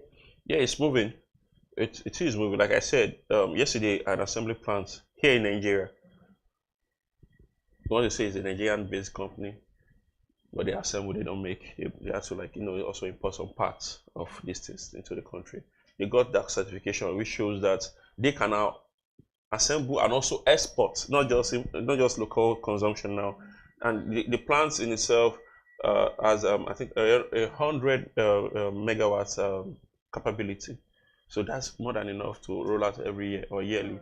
And you look at electric vehicles, investors are now bringing electric vehicles. Nigerian investors are bringing it. That's to show, okay, we need to move a little bit from fossil fuel to renewable sources of energy. Yeah. So even in as much as we want to use fossil fuel, we're cutting it down.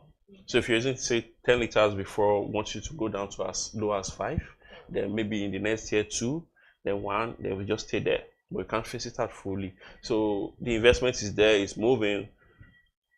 Not as well as you'd expected, because this has to do with money. And when we talk about money, it's not even in local currency now. You're talking FX. So we know the FX issues in the country. So private players are doing their best, if you ask me.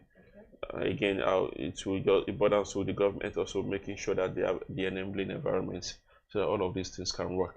So if Nigeria gets it right, the curbing, the gas flaring and every other thing, how do you think it will impact on us economically?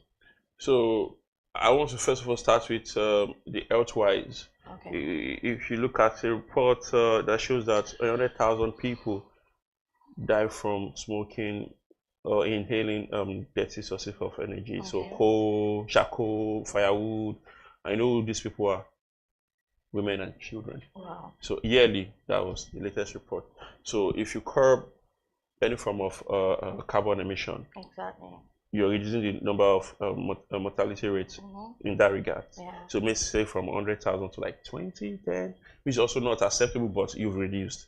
Then economically, you see the amount we're wasting. Last year, $1.1 billion for flaring. That's the value of the gas that was flared. $1.1 billion for a country looking for FX. Then a year before, $1 billion. So economically, it helps. Then it will also help with our local consumption. Okay. and exportation. So when you stop flaring, you have more resources to give out. So economically it helps, it creates jobs. Because when you're bringing in the technology that we use to curb, you have to bring people into.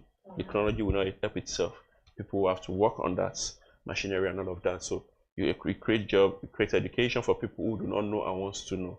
Then you literally just it trickle down everywhere on every aspect of the economy, human-wise, pocket-wise, and even when it comes to the power sector, because we use gas to make sure that our power is also up when we have hydro, we have the gas and all of that. So economically it will help.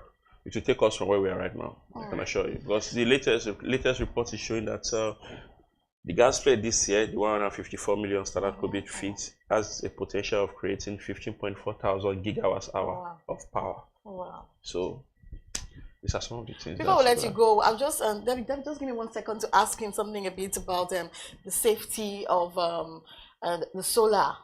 You know, at some point, some people have experienced fire coming out of their solar from their roof and all of that one. So how can that be covered as well? How can that? So the first thing is to make sure that you are getting a quality endorsed product.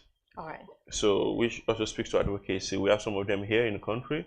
And the last time I had a conversation with one of the producers per se or assemblers, their website, they have their own website.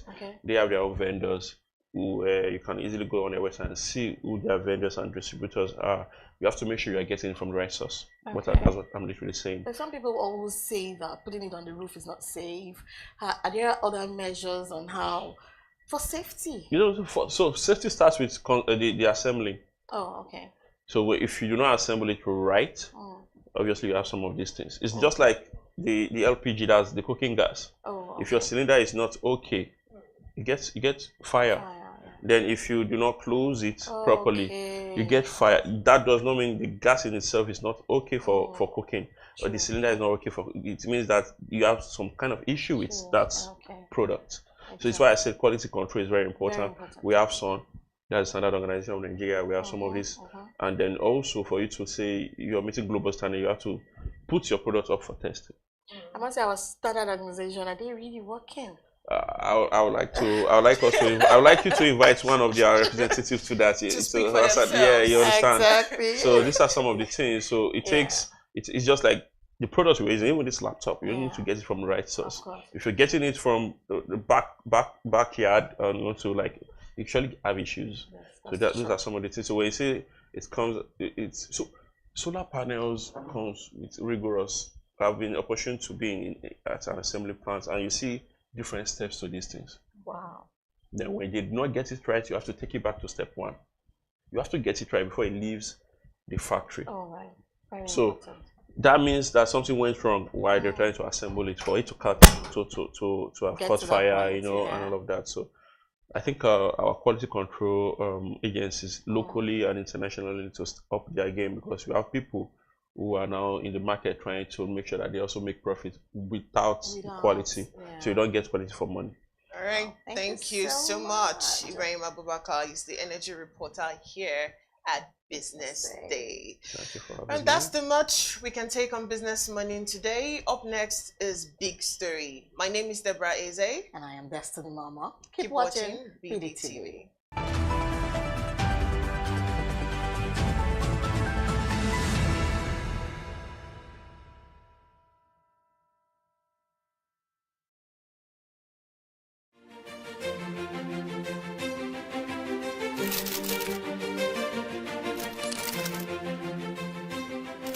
I am, of course, a great admirer of the impeccable credibility, professionalism, and business savviness of BusinessDay. If you really mean business in Nigeria, start your day with BusinessDay.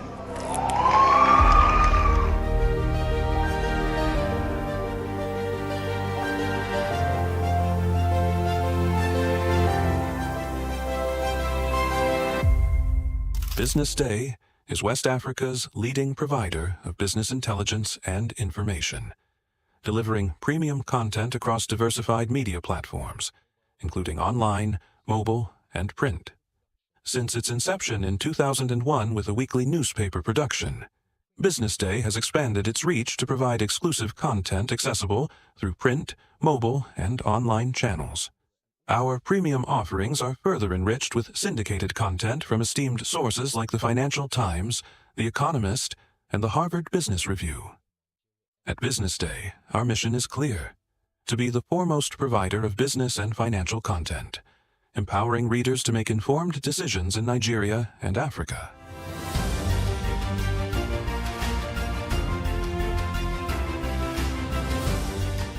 Since our establishment, we have been committed to delivering insightful, relevant, and accurate information about Nigeria's business and finance environment, while contextualizing the impact of global events.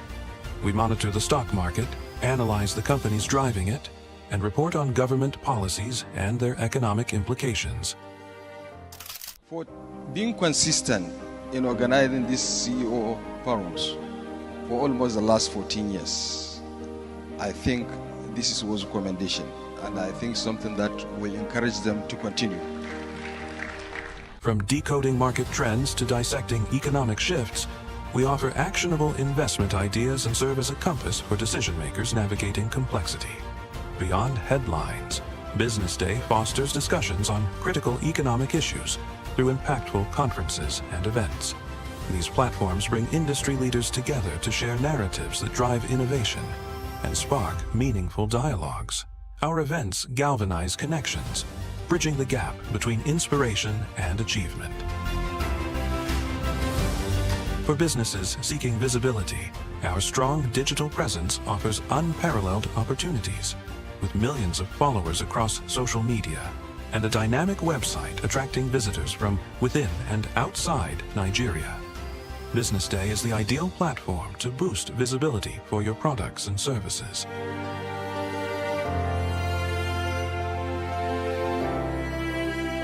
If you're looking for in-depth analysis and expert opinions on Nigeria and Africa's business landscape, BusinessDay is your guide.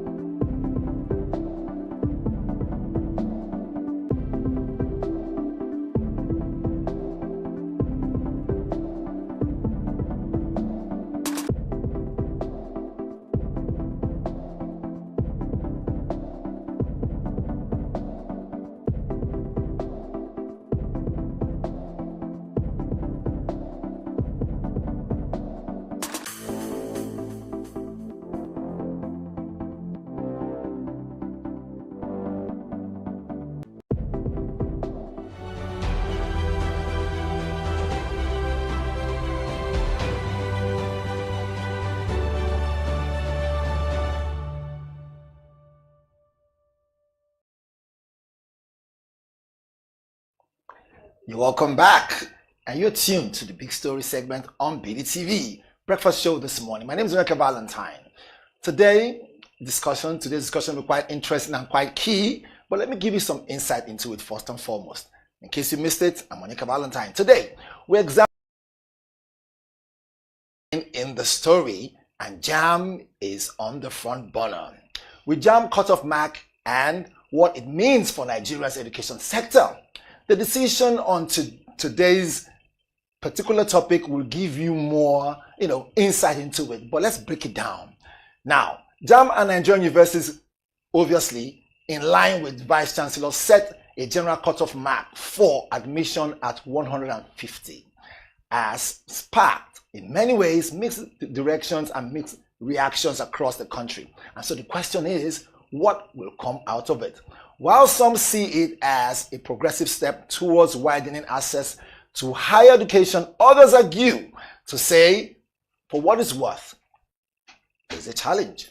Could this waken a bit of issues back and forth? We'll find out. But as they argue, let us bring it to the studio and talk about it. Which is why today I'm joined by one wonderful guest who understands what it is to educate people. She's not only an educator, she is a key analyst when it comes to talking about issues that has to do with learning. In many ways, she has earned her stripes, and today we'll be putting that to the test. Help me welcome my guest, Dr. Jessica. You're welcome to the studio. Thank you so much. I must Thank you say, for having me. I must say you are someone who keeps to time, and I appreciate that. Most definitely. Let's jump into this matter. Okay. We know the issue of JAMB has been in the news back and forth, and a lot of people have been asking a lot of questions. But the major thing is, why the inconsistency? That's one, right? And where is it taking us to? Okay, all that we'll be looking into to find out exactly what it is that we can get out of it. But before we do that, right, let us ask the very one that's quite important to our public, which is this. What do you think could have informed JAMB, the vice chancellors, okay, agreeing to 150 as a general cutoff mark? Now you know, back at home. Dr. Jessica. Okay. Thank you so much for having me. Good morning, viewers. First and foremost, I think not long ago, there was this outcry about the general results, JAMB results, which was horrible. Right. In fact, to say the least, it was horrible. And from investigations and everything, we brought everything down to systemic failure, right? So I think, I'm not speaking for the vice chancellors and all of them that, were in that meeting, but I think it was a way of compensating the students, right, who, not because they were not intelligent, but they failed due to systemic failure. Right. So I think that bringing down the cutoff mark to 150 somehow is because of them. To create this level playing ground for all students that were affected by that examination. Don't forget that even though there was a receipt, so many students still could not receipt the exam. The ones that were able to receipt, we saw some of them that scored maybe 140, 150 before, now scoring 350, 360, 370 as the case may be. Who's responsible for that? Yes, because generally it was agreed that there was a serious systemic glitch. There was a technical issue that affected states, In fact, I was talking to some students and they said even before you got halfway into the exam, right, the systems shut them down and locked them out. And there was no way the exam would not be repeated. Nobody will say, okay, because the test shuts you out, we're going to give you 30 minutes and all that. So they had to finish at the regulated time. So this affected a lot of students. With the outcry and all that, JAMB, agreed to have a receipt for these students, but not all of them were able to receipt the exam. So I just think it was just a way of compensating those students. And I pray it's not sustained. Okay. Because if we sustain it, we are killing the whole system, and that's the truth. Now, talking about killing the system, we pray the system doesn't go down 6 feet. But then again, do you think that with this new cut-off mark arranged by the vice chancellors, agreed by the vice chancellors, do you see it as a no-brainer? If so, right, why? If not, why? You see, university education in Nigeria, if you go through the National Policy on Education, the first objective of tertiary education, not just university, tertiary, that's universities, polytechnics, and colleges of education, the first objective is to bring development to the country through high-level manpower training. Right. So, if you are lowering the standard, where are we going to get this high-level manpower from? And like I used to tell people, university education is not for everybody, and that is the truth. Yes, that's the truth. Doesn't that relegate some people to the background? It doesn't. See, we have our different capacities. Okay. If we say, okay, tertiary education is for training, high-level manpower, then let's keep it at that. I remember when I was in secondary school, we did 5 years, when you get to 300, your year 3, we have this exam, just like the normal GS3 exams now. If you fail, you are given a certificate. That certificate takes you to technical colleges and all that. To learn some skills. To learn some skills. Right. And we should not deviate from such. And that is why when you see countries that are growing, it's because they know where to put everybody. If you are very, very intelligent, if you are very, very, cerebral, there's a pathway for you. Right. If you are not, there should be another pathway for you. It doesn't mean you are being relegated, no. And that is the problem we are having in the system and in the country. Because we relegated those people who are meant not to go to universities, but to go to all these polytechnics and all these technical schools. We've relegated them. You can imagine how many years it took us for NYSC to start accepting HND holders. Right. Meanwhile, these are the same people that they spent the same 4 years other people spent studying accounting or studying business administration in the universities. So if you keep this dichotomy, then we are going to keep having the issues. Speaking about issues, you think that, like rightly said, was this design, this 150 cutoff mark, do you think it was designed to, because I mean, you mentioned some form of, when I say compensation, but I might beg to differ, but I mean, I'm agreeing with you on this. But I'm saying, wouldn't this, quote and unquote, dumb down the ability for us to get those who we know can represent the country abroad? Those who we know, okay, these are the people who, if we put forward, they can give us the right man to bear the torch as torch bearers.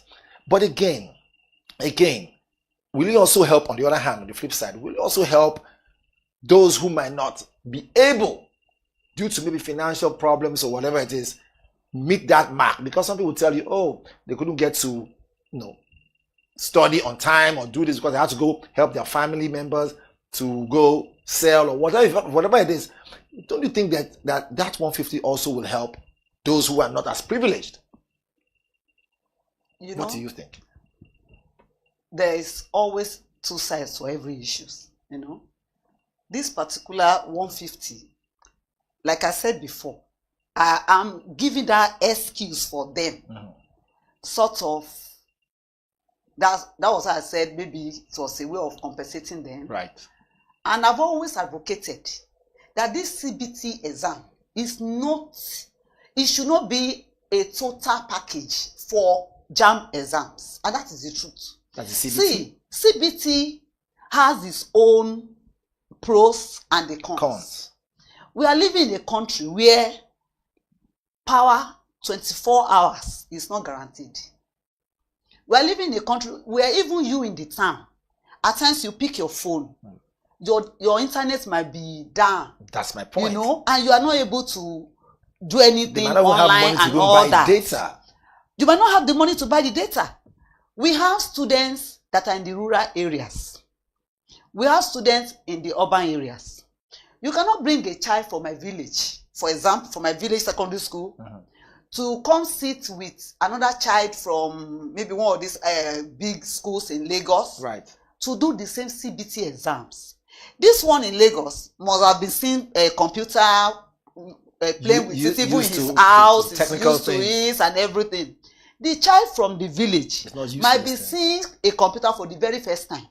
Even to how to put it on, how to log in and all that might be a problem. So those are the issues, you know. So I've always advocated for, you know, we having a balance. We can do CBT for these children in the urban centers and let those ones in the rural areas continue with their paper-based tests until we are able to sort things out with them. Right. Nothing stops our education, you know, ministry, the government, going to these rural areas and making sure that they are included in our plans for education. No child should be left behind. And that should be the mindset of every serious government. No child should be left behind, irrespective of where they are staying, irrespective of where their school is located. Nobody should be left behind. So as you are planning for these children in the urban areas, also plan for those in the rural areas. It is unfair to bring a child from the rural area to come write exams in the urban area. Some of them might not have that money to even stay in a good hotel, you know, to sleep, to have a good sleep in the night for them to even be able to perform well in the exams. And that is why we said exams most time is not a true judge of a child's intellectual capacity. Right. So if you now bring these children from this different background in to write the same type of exams, there's bound to be problem.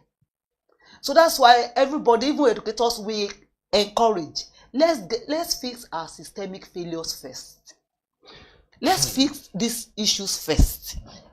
Do what you're supposed to do for those students. I've seen students in the rural areas that they sit inside classrooms and, you know, rain is falling the sink doesn't and hold wetting water. them. The same child will come now and write CBT with a child that's slept inside AC and woke up eating bacon, eating everything. Full privilege. No. Some, they come to these CBT centers. I saw, there was a CBT center I saw some times ago.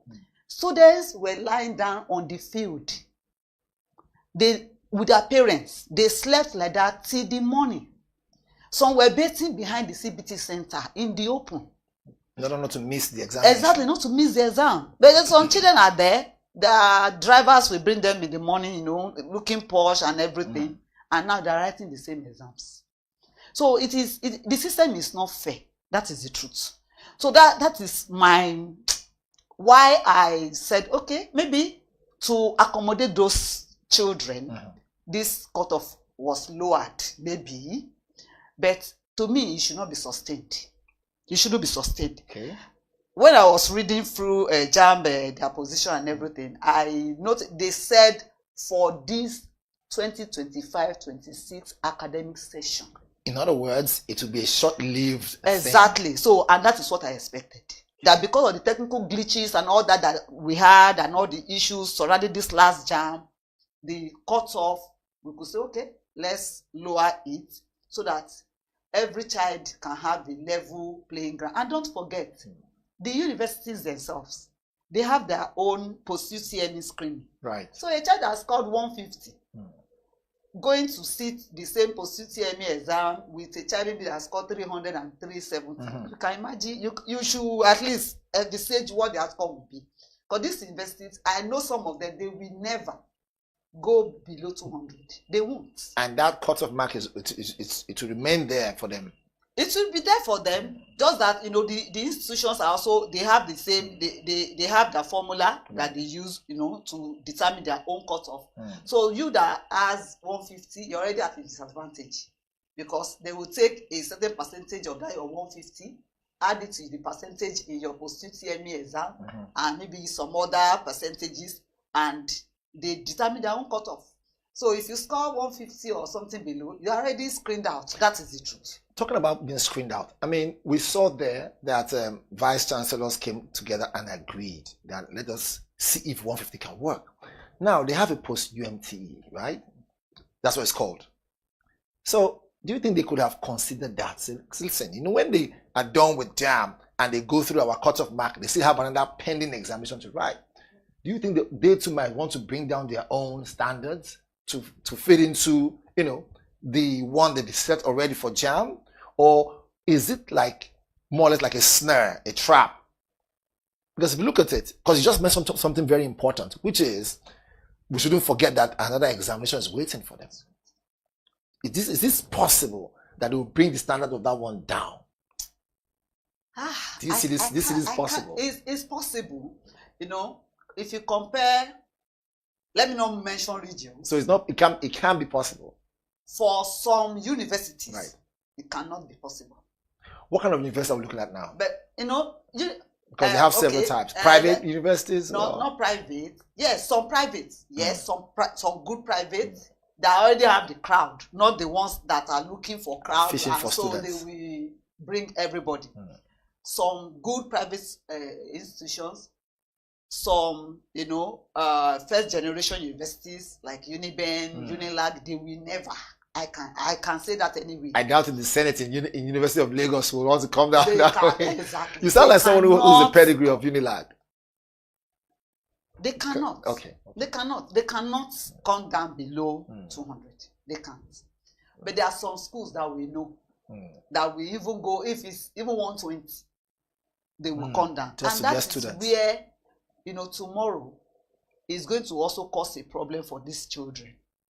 Okay. As it's where now, you know, there's this like segregation sort of. Some schools, I've seen somebody that, you know, you bring certificates from some schools, they will not even look at it. You know, they won't even look at it at all. At all. So now you are now putting the children that will attend such universities. Meanwhile, everybody in Nigeria knew that this school, they accept people with 120. Right. How can somebody score 120 over 400? That's fail. Speaking about failing, that's fail. I will say, let us allow our viewers take a breather with this. We'll be right back. We are talking with Dr. Jessica, and for this is getting more interesting than ever. JAM is in the front burner. 150, they say, is a new cutoff mark. Will this be sustainable? In the words of Dr. Jessica, we'll find out. Let's take a break and come back. When we come back, let this be a reminder. Education might not just be for everyone, but is it for everyone? We'll find out. Don't go away. Welcome back. It's still the big story segment. We're talking about the 150 new cutoff mark that is set for JAM. Dr. Jessica Osuore, did I pronounce your name properly? Yes, she's been talking, you know, giving us all the great insights regarding JAM, new cutoff mark, and of course, how we will, you know, relate that to what might happen in the UTME. Did I get that correctly? But he said something before we go. He said that thing they call cutoff mark,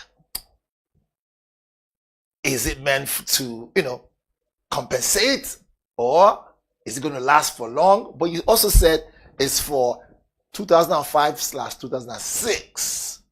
Do you think the federal government, or rather they will all agree and say, look, let's just be stagnant 150 for another 5-10 years? If so, how bad would that be? I don't think any reasonable government or a serious, you know, body will want to sustain that 150. If you take the pulse of Nigerians concerning this 150, right, everybody is, you know, very uncomfortable with it. We cannot have 150 as cutoff for university. What's the best cutoff mark you think will challenge our children to become great individuals? We have already said at least we'll be using 200. Why not at least that's the average? Over 400. That's halfway. So, you know, bearing in mind that there might be other factors that affected, maybe that could affect the children from not performing well and all that. Bear in mind all those different challenges, glitches and all that. Let's leave this thing at 200. Let's get the best to go to the universities. Right. The ones that cannot meet up. Right. Please, there's polytechnic. There are technical schools. And that is one thing, before we go, that is one thing our government must also work on. Right. Encourage these technical institutions. Encourage them. Remove all this dichotomy, remove all this, everybody wants to go to university. There's no day the demand and supply of university education will ever, we can never meet the demand for university education. The supply can never meet the demand. That's the truth. So everybody cannot go to university. Right. So let's encourage, let's build infrastructures, let's strengthen our primary education, our curriculum, our university, our secondary school education. Let's build on the quality. Let's train our teachers. When we do all these things, when we, then we will not be struggling for children to write an exam over 400 and be struggling to have 200. On that note, I would say education is for everyone, but university might not be for everyone. For everyone. So you guys have heard Dr. Jessica Oswore. Thank you so much. I wish we could go on and on. Because of time, I wanted to clear that part when I said, is education for everyone? Now, know this back at home, education is for everyone, but university might not just be for everyone. We do have technical colleges, we have polytechnics. It doesn't make you less of an educated person. Will not make them feel less educated. Most definitely. Encourage them. Give them, even if it means giving them certifications for, even to learn panel-beating, to learn whatever. Skilled work. Get a certificate for it and back them up. Right. People will gladly do all these things. They will gladly go there instead of everybody rushing to university. Before we go into the camera, one last word of advice. That's your camera. To those at home, the children at home, that's the first camera is your own. What advice do you have for them? Those who are, aspiring to write next year, as the case may be. Okay, for children at home, please study hard. Education is not for mediocres, and that is the truth. It's not for mediocres. Study hard. You have, in fact, I used to tell people that in your generation, you have access to books, facilities, resources that we did not have access to those days. So now, if a student fails, that means you intentionally wanted to fail. You have everything at your disposal. So read your books. Forget, the fun you want to go about having. Read your books, study hard, and with God helping you, you will have good scores in JAM. Then you can go to university. But if you cannot, please, there are other options. Learn a skill. Learn a skill. Even today, university graduates are also going out to learn skills. So you can learn a skill and contribute your own quota to your country. God bless you. Thank you so much, Dr. Jessica Oswore. I hope I'm pronouncing your name very well. You tried. Thank you so much for joining us. It has been quite, in-depth conversation. And now you know. Thank you so much. We appreciate that you came. Hopefully we'll call some other time and you join us again. Right. Big story segment. I hope it was big enough. Thank you so much. Coming up next is social listening. This is BDTV. Onyeka Valentine's my name. Don't go away. We'll be right back.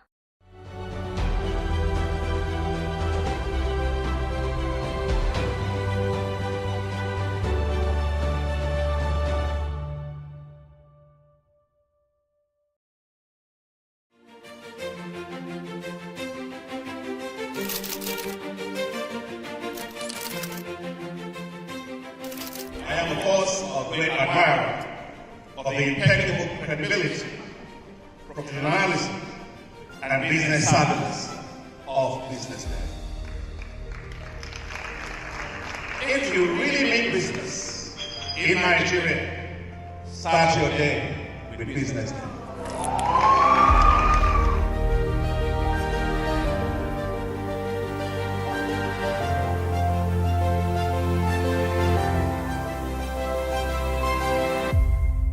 BusinessDay is West Africa's leading provider of business intelligence and information, delivering premium content across diversified media platforms, including online, mobile, and print.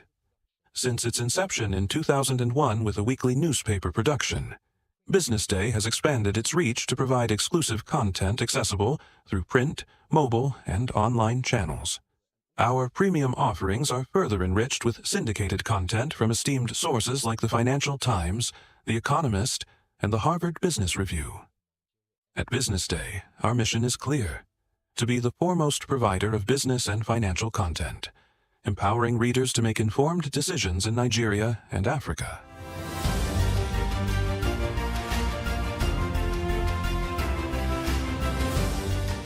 Since our establishment, we have been committed to delivering insightful, relevant, and accurate information about Nigeria's business and finance environment, while contextualizing the impact of global events.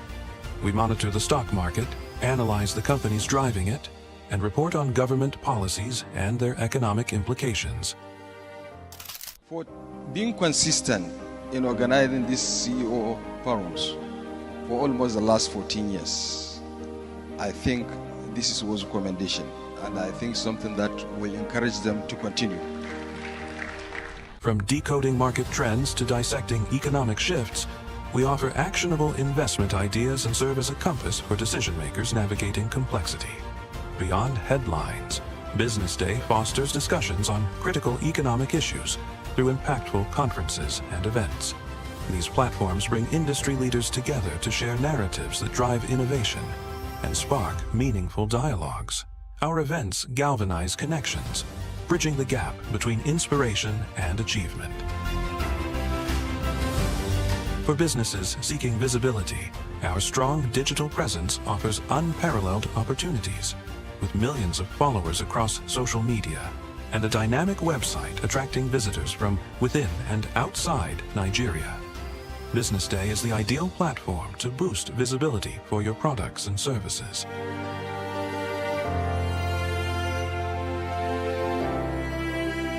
If you're looking for in-depth analysis and expert opinions on Nigeria and Africa's business landscape, Business Day is your guide.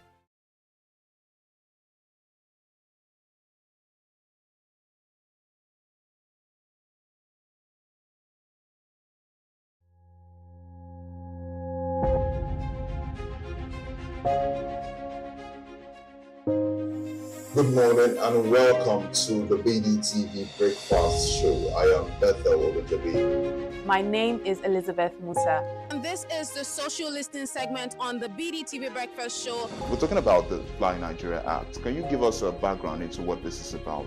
We are here today on the streets of Lagos, Nigeria, to gather opinion about a pressing issue. I go look at the cost of petrol. We get very Nigeria with the suffer. The income is not really increasing, but the prices of items are increased. Nothing like savings again, no. You only pray for that money to reach you that month. There's a lot of high pressure, a lot of stress. There's a lot of high targets to be met. I was quite strict. In my mind, I said, looking for my hand, my picking go spoil.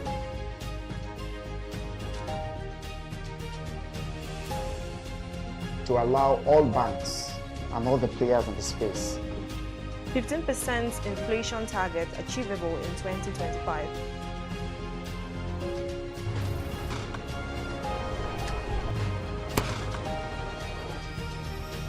The command and vision philosophy of both the Chief of Defense Staff, the Chief of Army Staff, and indeed all the service chiefs.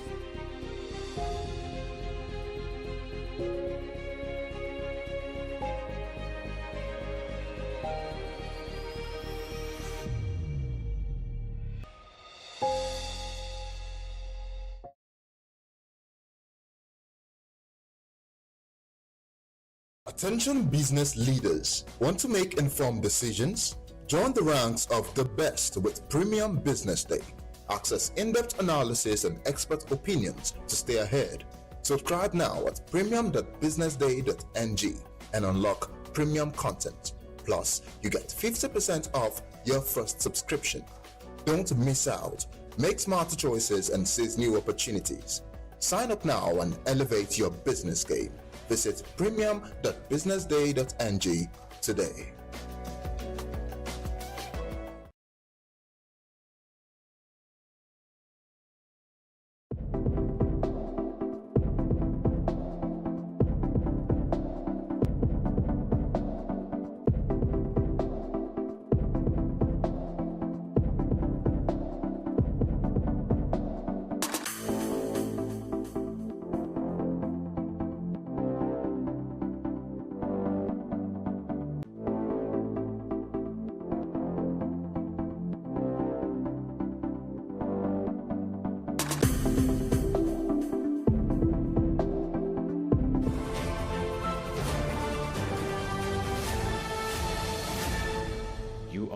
watching Business Day Television.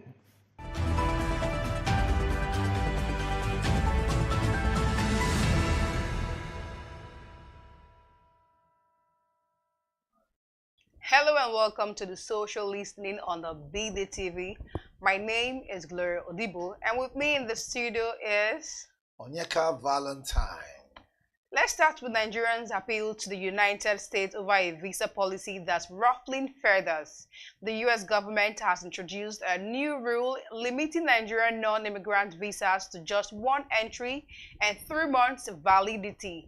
That includes popular visa types like B1, B2 for business and tourism, F visas for student, and J visas for exchange programs. The Nigerian government is not happy about it. In the statement by the Ministry of Foreign Affairs, they called the move unfair and inconsistent with the long-standing relationship between both countries. They say the rule put unnecessary pressure on Nigerian travelers, especially students, professionals, and family who regularly travel for work, school, and cultural exchange. While acknowledging that the U.S. has the right to decide its immigration policies, Nigeria says it's open for a reversal based on mutual respect and diplomacy. Talks are said to be ongoing, and this news also comes shortly after the UAE announced stricter visa rules for Nigerians effective July 8th. So it's safe to say international travel isn't getting easier for Nigeria anytime soon. And Mr. Va, we are here to talk about all this topic, but quickly, let me ask you this. What impact do you think this should have on people traveling for businesses, a student, and all, because it's getting tighter, like we see, and it's a 1 entry visa? That's a very dicey one right here, you know. You know, again, we do justice to the topic, talk about it, talk, hoping that those at home who need to hear it will jump on it and not just be on the bandwagon. But first things first, when did we come to this point where whatever is thrown at us as a nation, we take line, hook, and sinker? Number one. Number two, haven't African leaders had enough yet? I mean, when are we going to learn our lesson? I thought they said that the carrot and the stick approach is meant to, teach you a lesson, but again, reward you for good character and excellence. Is it that we just keep taking the stick and not the carrot? I said it before, right? Until Nigeria wakes up, Africa will still be where it is. Because Nigeria is the giant. That is my point. So they are looking at us, Nigeria. You're the big brother. When it comes to ECOMOG and everything, you step in. So if you can step in, step up. Now I've made a case for our, plummeting narrative. Let's now look at the matter on ground. So there's now visa, far more, tightened restriction. And so the whole major question now is, why is the US doing this?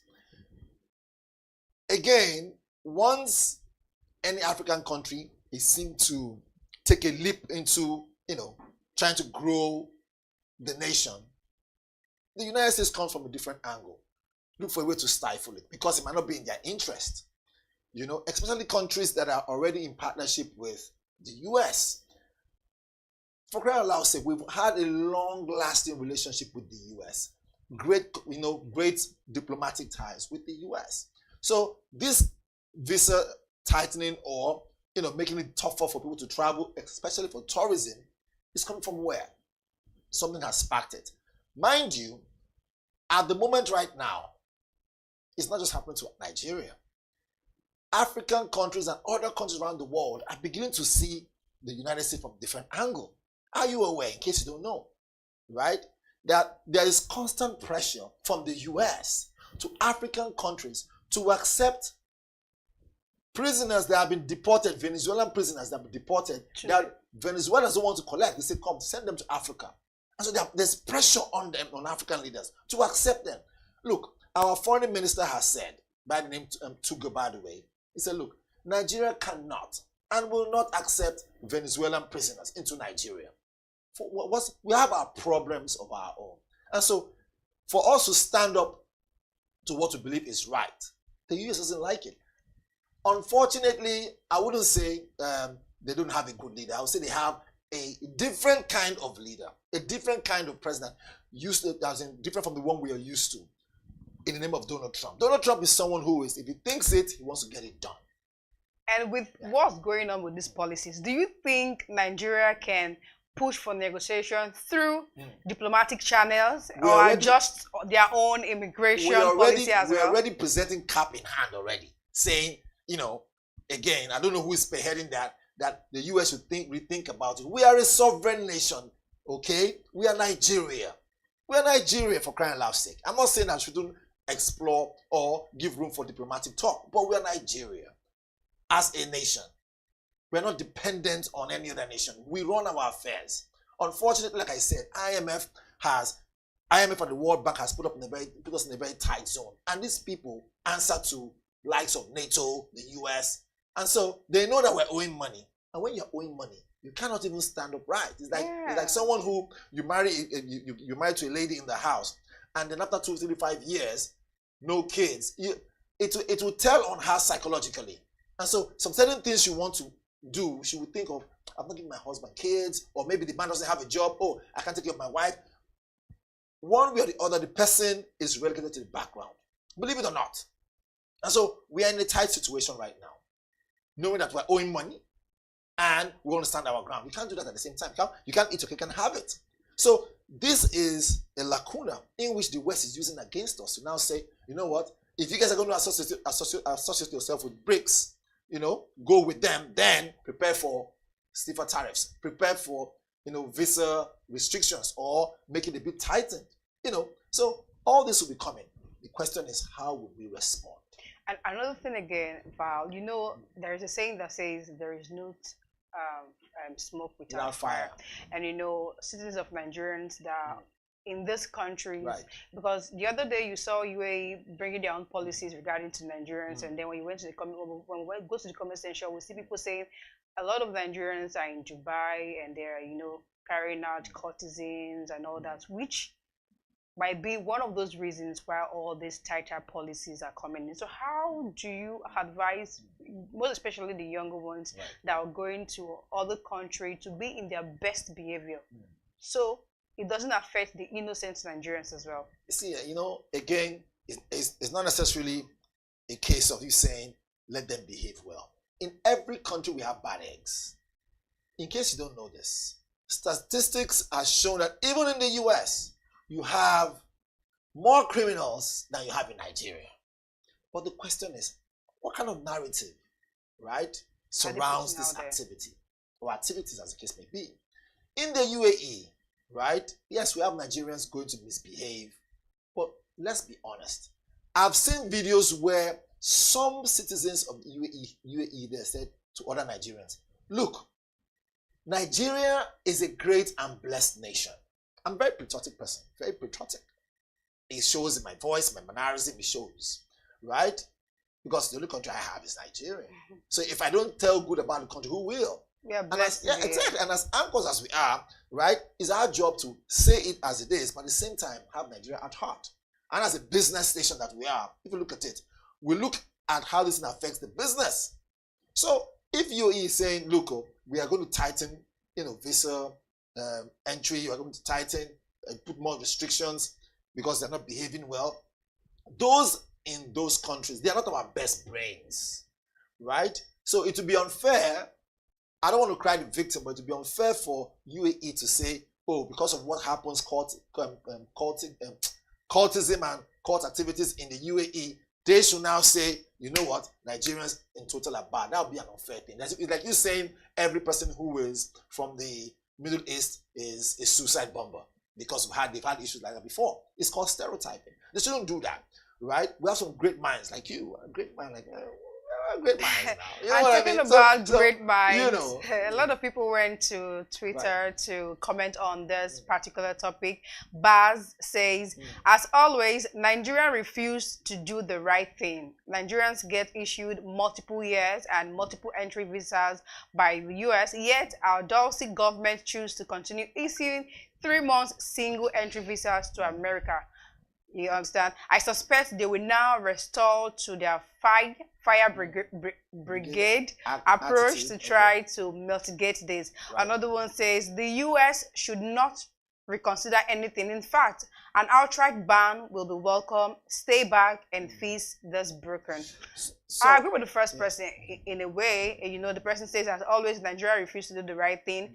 Do you think Nigeria has the capacity to retaliate or to also, you know, dish out one entry visas to American citizens in this country or coming into the country? So the idea is not to retaliate. The idea is to, you know, reciprocate. In other words, to say, okay, you've done this. We're not going to do ours for us to create a balance. We'll say, if that be the case, right?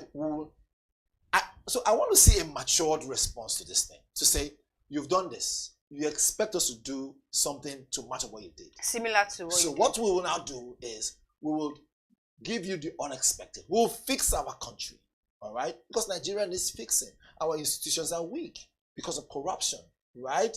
We've had long-standing years of look, the level of people who have drained this country, the level of drainage of this country and stealing has gone to a point where you can't quantify it.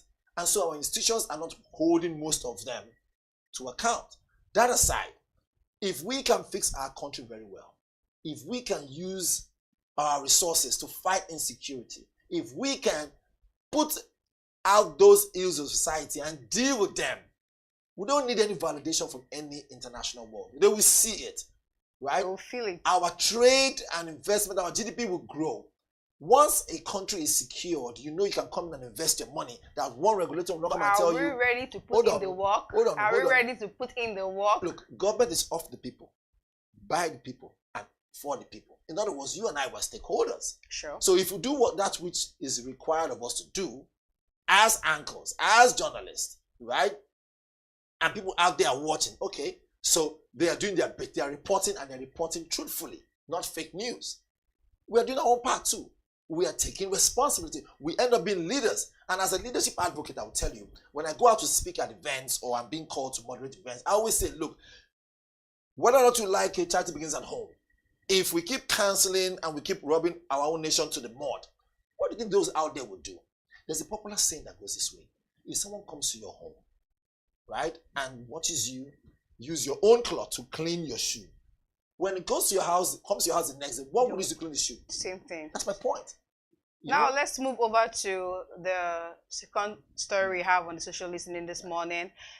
Senate President Godswill Akpabio says Nigerians have the wrong idea about lawmakers being wealthy. There we go again. It says once senators leave office, many of them struggle financially. Some even find it hard to afford health care. This came up during a motion to honor the late former Senator Caleb Zaghi, who recently passed away after an illness. During the section, Senator Ababri revealed that Zaghi reached out to former colleagues for financial help while he was ill, and they had to make personal donations. Described by Akpabio, he said Zaghi was a humble public servant, and he added that people often assume lawmakers leave massive wealth, but the reality is different. He said once you step out of the chamber, there are no benefit or fallback plan, and some ex-lawmakers quietly deal with hardship. He ended by calling on Nigerians to look beyond the headlines and recognize the sacrifices made by lawmakers in service. So I know you have a lot to say. Yeah, and I'll make it very short. There are two things there. One, what he has said can open a can of worms. I will explain. If he's saying that lawmakers who might have retired from the Senate, and as the case may be, most of them have none to fall back on. Is he one way or the other, right, without knowing it, okay, inciting or even worse, hoping that these people would, while they are there, begin to think about amassing money for themselves? That's one. Now, this is just quote and unquote. Allegedly. Well, you want to call it that. But look at it again from the other angle. Having said that, does this mean that they are gearing towards some form of, how will I put it now? Designing some form of scheme that will have them still collect money after they leave that post as senators? Don't they have something like that already that does exist? If someone who has gone through that lawmaking, framework as a senator or a lawmaker and is out and falls sick and passes on, first and foremost, let us show some level of condolences first, because death is inevitable. Yeah. But truth be told, if we keep channeling all our resources into making sure they live, a larger than life kind of life, then what happens to the masses? I'm talking about lawmakers. What are people who are on the streets? Are they not Nigerians too? Don't they deserve to live good lives? What about those who die out of not just not having money for hospital bills? What about 3 square meals? They don't even have it. Okay, so I think what he has said is a two-edged sword there. Okay, it could simply mean let us increase benefits for those who are left the lawmaking zone. Okay, the lawmakers and senators, let us increase the benefits for them. Or those who are in already, think of other things you do to keep yourself running in case you leave, because benefits are not as rosy as possible. Then there's a third part. Having said that, you make politics, you make governance too attractive by doing that. Ordinarily, the idea of you going into government is to serve, is service. I think we need to come to terms with the fact that the day we stop making politics and governance, right, so attractive when it comes to money, the better for us. So people can have the idea of, I'm going to serve. Shikina, and that's it. Does this statement reveal the need for politicians to build sustainable careers and not rely solely on public offices? Well, so another question is, do you see this as a poor financial planning? Because while in the office, there were money coming in, from here and there, and then now you're leaving office, and then you're trying to say that lawmakers who have left offices are now in poverty. Right. Do you see it as a poor financial planning? It's not necessarily poor financial planning. Again, it falls back on the individual, right? Some of them, well, I don't know how they plan their money, but I know the money they make while they're in office is not small money. And any wise person who knows how to manage his funds, okay, will manage it properly, knowing that after you leave that place, benefits are not as rosy as it used to be when you were still active. However, like I said before, we should stop making those offices look too attractive financially. Okay? If you say you want to go serve the nation, then you must have the spirit of patriotism. That's how it is. You must be patriotic. So even if they're paying you 2 or 3 naira, right, you're signed for it to sign for it. Like you say, those who join the army, there's a clause there in the form in NDA, right, where you, as you sign, you say you're ready to die for the country. You've agreed. The day you join the army, you join the service to defend the country, you leave your other rights aside. It is yes sir, yes sir, yes ma, yes ma. So just to cap the whole thing, I would say, look, it is what it is. If we begin to checkmate corruption in different areas, we're able to mop up cash in different areas to make our country secure so that people can do businesses and not just say, oh, what do you want to do when you grow up? You ask a little child, who do you want to be when you grow up? I want to be a politician. I was like, do you understand it? So given the high salaries and allowances received while in office, should financial hardship even be an issue in the first place? That one will ask when you bring one of those politicians on set. Let's quickly take some of the comments from the audiences. Right. Jane Bond said, after looting millions in office, they are struggling. Nigerians don't want to hear that nonsense. Desmond said, this is a ridiculous attempt to paint millionaires as victims. Lawmakers earn outrageous allowances and take far more than the average Nigerian sees in a lifetime. Spare us the pity party. The Civil Eye says, senators who earned over 30 million naira monthly are now crying broke. So you see now. Tell Nigerians how you spent it. Public office isn't meant to be a luxury trip. It's a responsibility and not a retirement scam. The answer is already in the whole story. It's as simple as ABC, right? Take responsibility for the post you've been given. show some level of patriotism and serve the nation. If the money comes afterwards, an added advantage. But if you put the money first, it's as simple as ABC. You're telling the world and Nigerians that the reason why you're going there is just for the money. You don't care whose life is going to be affected by bad policy or bad lawmaking or, and stuff like that. I think the mindset needs to begin to change. I think we need to begin to have leadership groomers that will take them in classes. Someone might be in a place of position. Doesn't necessarily mean that you have the quality to be a leader. Remember, I said before that, look, leadership is different from rulership. Rulership, no, I'm the one who's going to be there. No, if it's not me, it's no other person. Leadership will say, no, come, let us do it together. Leadership is more compassionate in nature. I don't think a leader will want to say what the Senate President has said about, most of them who have left office live in penury. And from these comments we just read, these are just some Nigerians and not all. And we still also have people that are solidly behind the statement, that agree with the statement. And do you think this statement will change those people that are strong followers? Do you think it's going to change their perception of lawmakers, or is it a little bit too late because everybody right now can see what's going on? And with this statement, do you think those that are still standing with them in this statement, do you think their mind is still going to change a little bit? Or because again, so it is a guesswork here now. Will their mind change? Let us start by saying Nigerians as a whole, show them the food, they will follow you. Will they stay with the whole thing and say, no, whatever it is, they will stick with the status quo? Again, show them the money, they will follow you. It goes to show you that there is abject poverty in the nation because of the economy.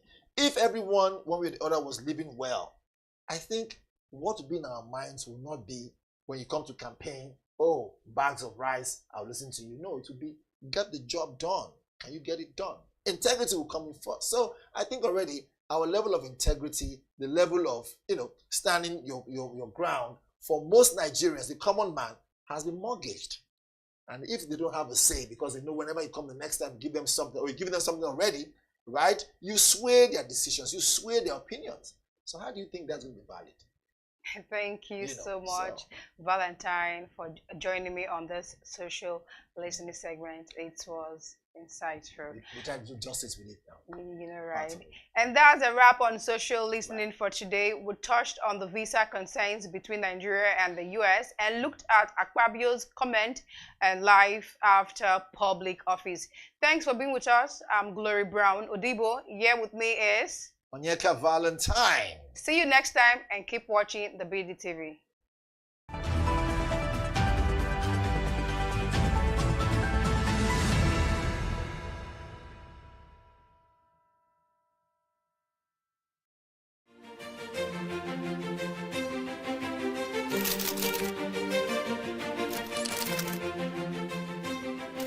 I am, of course, a great admirer of the impeccable credibility, professionalism, and business savviness of BusinessDay. If you really mean business in Nigeria, start your day with BusinessDay.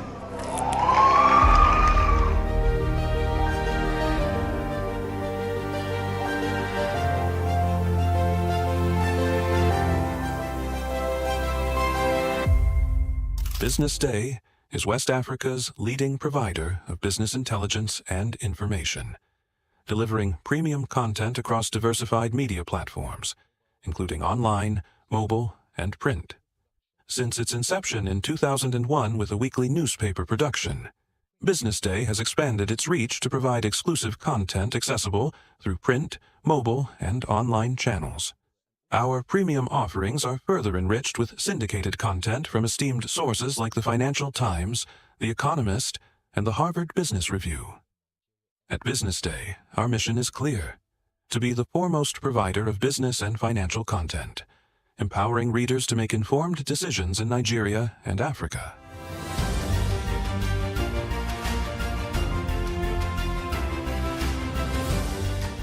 Since our establishment, we have been committed to delivering insightful, relevant, and accurate information about Nigeria's business and finance environment, while contextualizing the impact of global events. We monitor the stock market, analyze the companies driving it, and report on government policies and their economic implications.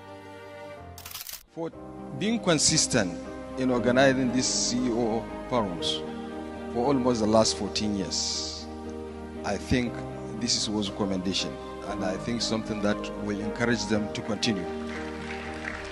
From decoding market trends to dissecting economic shifts, we offer actionable investment ideas and serve as a compass for decision makers navigating complexity. Beyond headlines, Business Day fosters discussions on critical economic issues through impactful conferences and events. These platforms bring industry leaders together to share narratives that drive innovation and spark meaningful dialogues. Our events galvanize connections, bridging the gap between inspiration and achievement. For businesses seeking visibility, our strong digital presence offers unparalleled opportunities. With millions of followers across social media and a dynamic website attracting visitors from within and outside Nigeria, Business Day is the ideal platform to boost visibility for your products and services.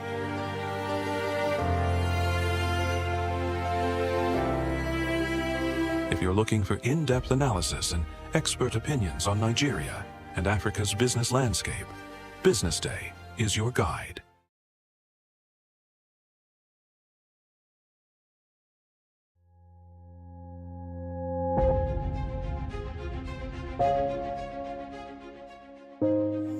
Good morning and welcome to the BDTV Breakfast Show. I am Bethel Ogunjobi. My name is Elizabeth Musa. And this is the social listening segment on the BDTV Breakfast Show. We're talking about the Fly Nigeria Act. Can you give us a background into what this is about?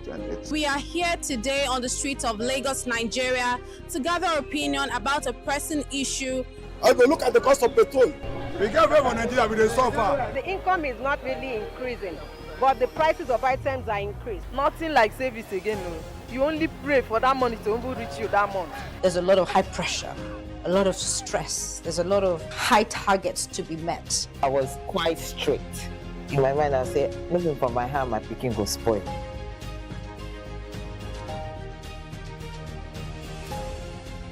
To allow all banks and all the players in the space 15% inflation target achievable in 2025.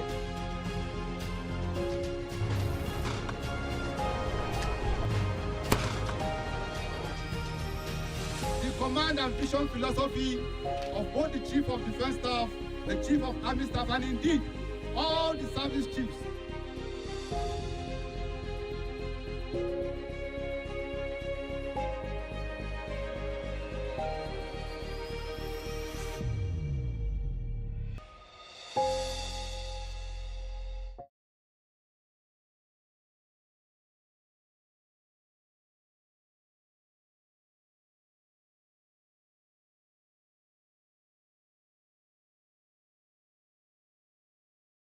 Attention business leaders. Want to make informed decisions?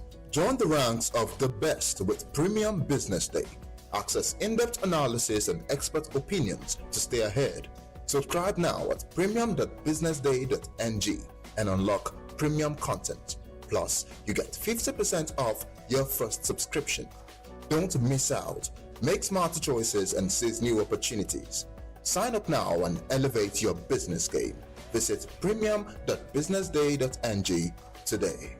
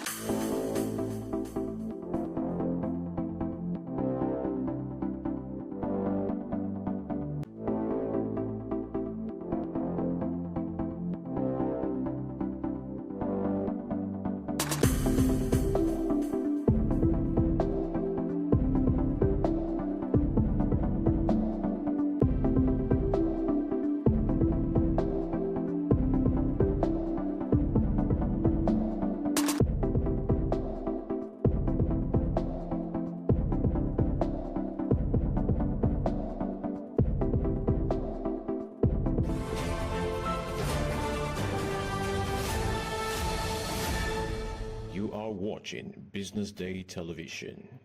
Good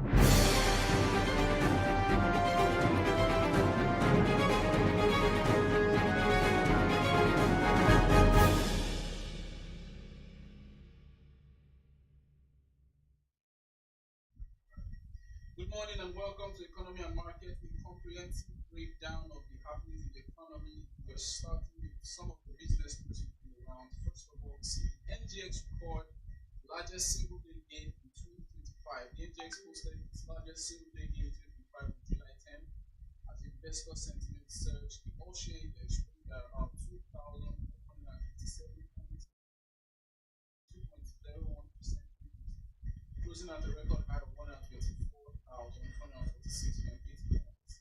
This milestone basically extends the NGX rally to the second half of the year, following a 16% gain in H1 2025. As of July 10, the market has returned cumulative year-to-date gain of 20.91%. Driving the market rally was the full bid on BDTv, which appreciated by 10% to $39.60. The bullish sentiment also swelled across several lower and mid-cap stocks, including Poverty, FTM, Housing Report, PBC, and Consolidated Hallmark, each of which posted 10% gains. Overall, price movements were recorded in 80 stocks with 70 gainers, vastly outpacing 10 finals, a strong indicator of market-wide activity. Trading activity was equally robust as we saw a total of 1.279 billion shares exchanged hands, deals worth about 87.7 billion naira.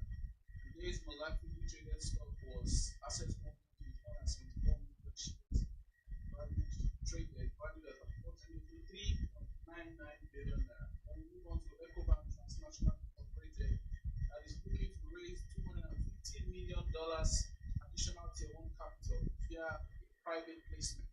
ETI has launched an additional Tier 1 capital raise, which became effective on July 9 for a period of 10 days. This capital raise follows the approval of the shareholder that is extraordinary general meeting on May 28th in Togo. Renaissance Capital Africa has been appointed as the transaction advisor to ETI. This capital raise represents a strategic initiative by ETI to strengthen its capital adequacy, enhance financial resilience, and support its long-term growth ambitions across its diversified and African banking platforms. EcoBank Transnational Incorporated had successfully tapped its $400 million 10.125% notes that was due for October 15 for an additional $125 million. The notes were consolidated and formed a single series with the $400 million 10.125% notes issued on October 15, 2024. The Eurobond offering was issued at a premium with a new issue price of 2.634 or an effective yield of 9.375%, representing a 100 basis point tightening in yield compared to the original issue. The improved yield demonstrates investor confidence in EcoBank's strategy execution and growth prospects. Then we're moving to the US market that has remained resilient despite the tariff jitters. Wall Street shrugged off tariff tension this week as major indices hit fresh highs and amid strong corporate earnings and investor optimism about tech-led growth, despite lingering concerns over potential tariff escalations between the US and China, as well as uncertainty surrounding the Biden administration's trade stance. The S&P 500 and Nasdaq Composite both closed at record levels on Wednesday.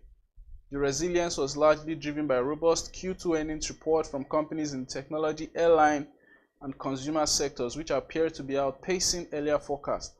Investors are selectively tuning out geopolitical noise and focusing on bottom-line growth, said Dana Miller, a senior analyst at Franklin Equity Group. The market is telling us that fundamentals are strong, especially in tech, AI, and logistics. Shares of Delta Airlines surged after it posted a better-than-expected quarterly profit, while tech giants like Nvidia and Apple continues to see strong inflows fueled by confidence in AI and chip demand. However, analysts warn that the current market momentum could be tested in the coming weeks if tariff tensions escalate into formal policy shift.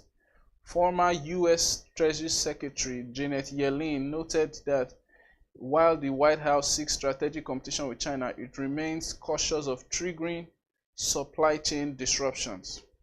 Then we move on to OPEC, that is saying OPEC has said despite global energy transition efforts, the Organization of Petroleum Exporting Countries, the Organization of Petroleum Exporting Countries has said that as forecasted that global oil demand will continue to rise steadily until 2050, challenging Western predictions of a nearing peak. In its latest World Oil Outlook 2025, OPEC projects oil consumption will climb from the current 102 million barrels per day to about 113 million barrels per day by 2030 and nearly 116 million barrels per day by 2050. They argue that fossil fuel will remain a dominant energy source, especially in developing regions, due to population growth, urbanization, and industrialization. Oil will continue to play a vital role in global energy mix for decades to come, said Haitham Al-Ghais, OPEC's Secretary General. While renewables are growing, they cannot meet global demand alone. This contrasts sharply with the International Energy Agency and other Western institutions, which believe that oil demand may plateau before 2030 as electric vehicles, clean energy adoption, and climate policies take deeper roots. After the break, we're going straight to the equities market.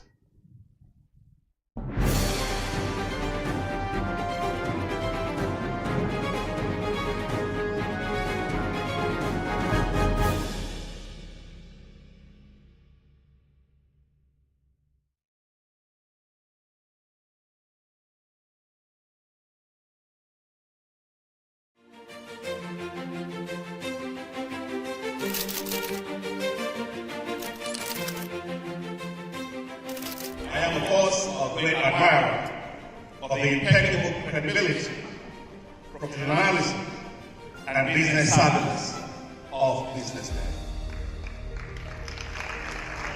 If you really mean business in Nigeria, start your day with BusinessDay.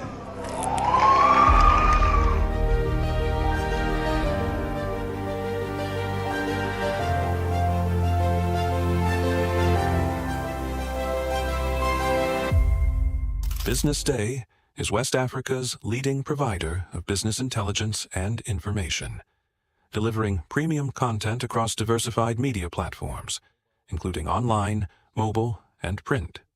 Since its inception in 2001 with a weekly newspaper production, BusinessDay has expanded its reach to provide exclusive content accessible through print, mobile, and online channels.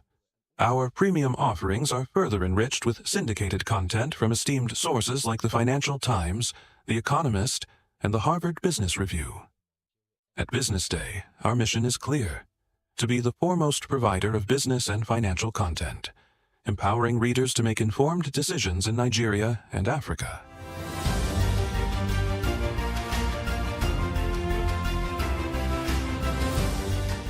Since our establishment, we have been committed to delivering insightful, relevant, and accurate information about Nigeria's business and finance environment, while contextualizing the impact of global events.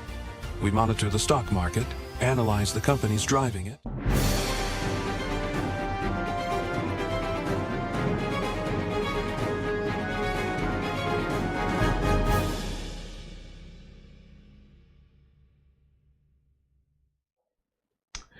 So now we're going straight to the equities market. We're starting with the NGX. Basically, it was a bullish day on the NGX as the all-share index surged to a new all-time high, 124,446.80 points, climbing by over 2,457 points. That was about a 2.01 gain during that day. Year to date, the market has now returned an impressive 20.91%.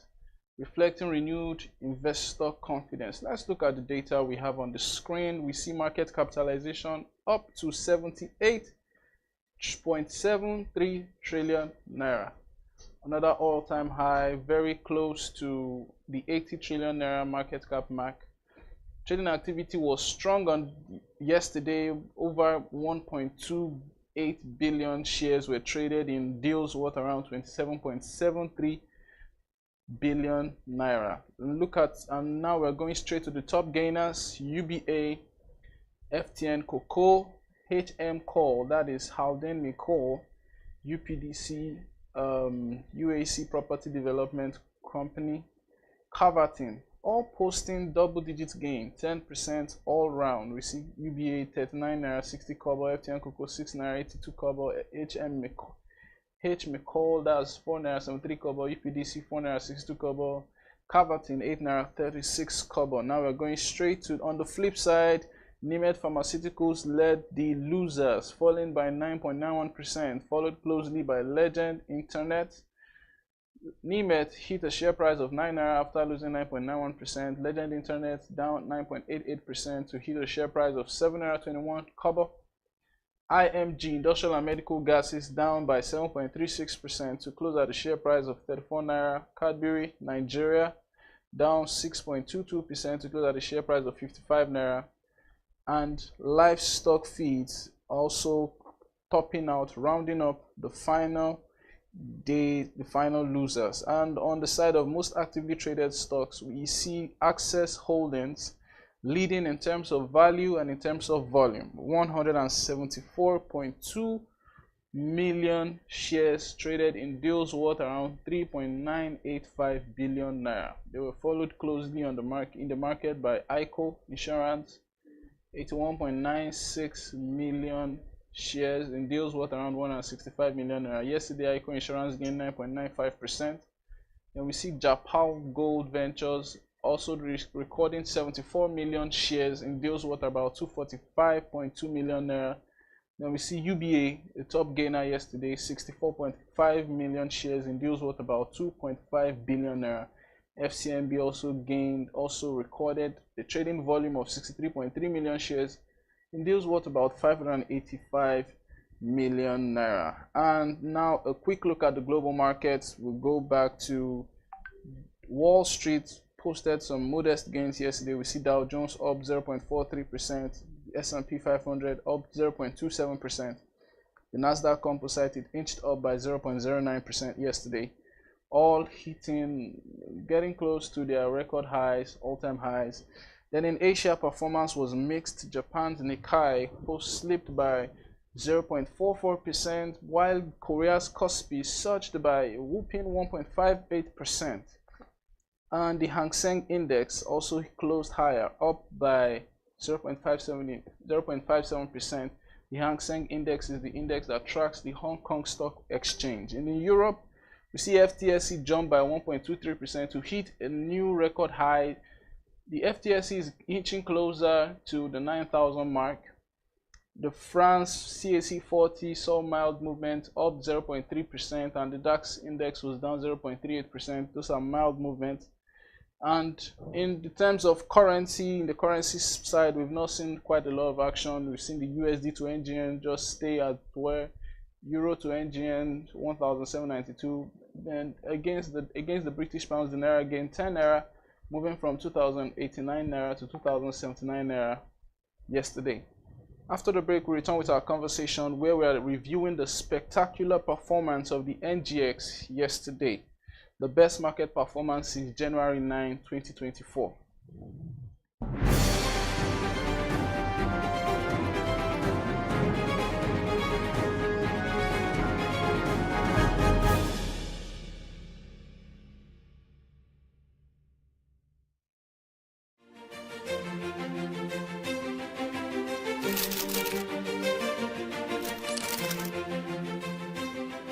I am, of course, a great admirer of the impeccable credibility, professionalism, and business savviness of BusinessDay.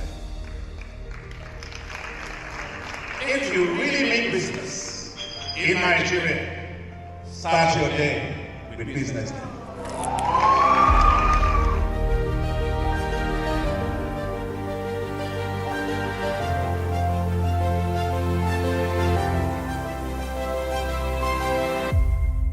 BusinessDay is West Africa's leading provider of business intelligence and information, delivering premium content across diversified media platforms, including online, mobile, and print. Since its inception in 2001 with a weekly newspaper production, BusinessDay has expanded its reach to provide exclusive content accessible through print, mobile, and online channels. Our premium offerings are further enriched with syndicated content from esteemed sources like the Financial Times, The Economist, and the Harvard Business Review. At BusinessDay, our mission is clear: to be the foremost provider of business and financial content, empowering readers to make informed decisions in Nigeria and Africa.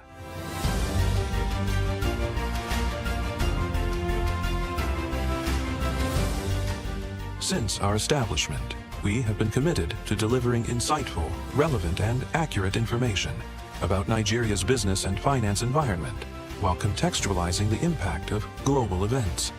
We monitor the stock market, analyze the companies driving it, and report on government policies and their economic implications. For being consistent in organizing these CEO forums for almost the last 14 years, I think this is a commendation, and I think something that will encourage them to continue. From decoding market trends to dissecting economic shifts, we offer actionable investment ideas and serve as a compass for decision makers navigating complexity. Beyond headlines, BusinessDay fosters discussions on critical economic issues through impactful conferences and events. These platforms bring industry leaders together to share narratives that drive innovation and spark meaningful dialogues. Our events galvanize connections, bridging the gap between inspiration and achievement. For businesses seeking visibility, our strong digital presence offers unparalleled opportunities, with millions of followers across social media and a dynamic website attracting visitors from within and outside Nigeria. BusinessDay is the ideal platform to boost visibility for your products and services.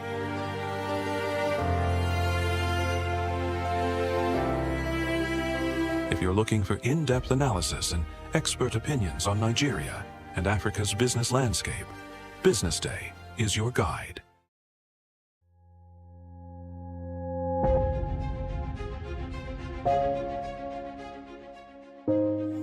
Good morning and welcome to the BDTV Breakfast Show. I am Bethel Olajabi. My name is Elizabeth Musa. And this is the social listening segment on the BDTV Breakfast Show. We're talking about the Fly Nigeria Act. Can you give us a background into what this is about? We are here today on the streets of Lagos, Nigeria, to gather opinion about a pressing issue. I go look at the cost of petrol. We get very Nigeria with the suffer. The income is not really increasing, but the prices of items are increased. Nothing like service again. No. You only pray for that money to reach you that month. There's a lot of high pressure, a lot of stress. There's a lot of high targets to be met. I was quite strict. In my mind, I said, looking for my hand, my picking go spoil.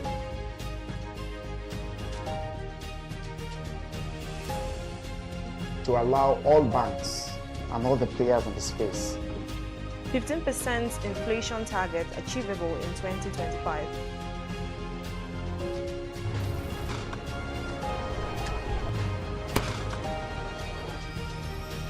The command and vision philosophy of both the Chief of Defense Staff, the Chief of Army Staff, and indeed all the service chiefs.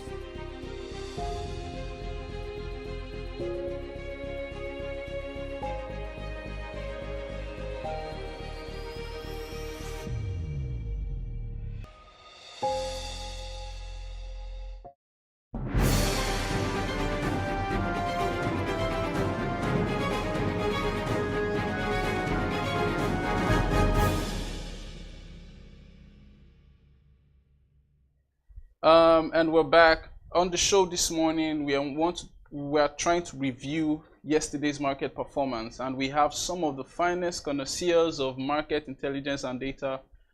Samuel Oyekomi, a research and insight associate at Norembaja Group, and we also have Mukhtar Mohammed, the founder and CEO of Finance with Mukhtar. Good morning, gentlemen. Can you hear me? Thank you for having us. Thank you. Yeah, Samuel, can you hear me? Morning. Thanks for having us. All right, so welcome to the show. This morning we're trying to converse about what happened in the market yesterday. So I'm going to start with a personal experience. I went on the market I went to an index checking site that was about 245, and I saw such boom. It was a bullish rally, at least since. So I was like, wow, what's going on? And I saw over 1 billion shares traded, 27 billion in terms of value. So I'll start with you, Samuel. What was your how did you feel when you saw that performance in the market yesterday?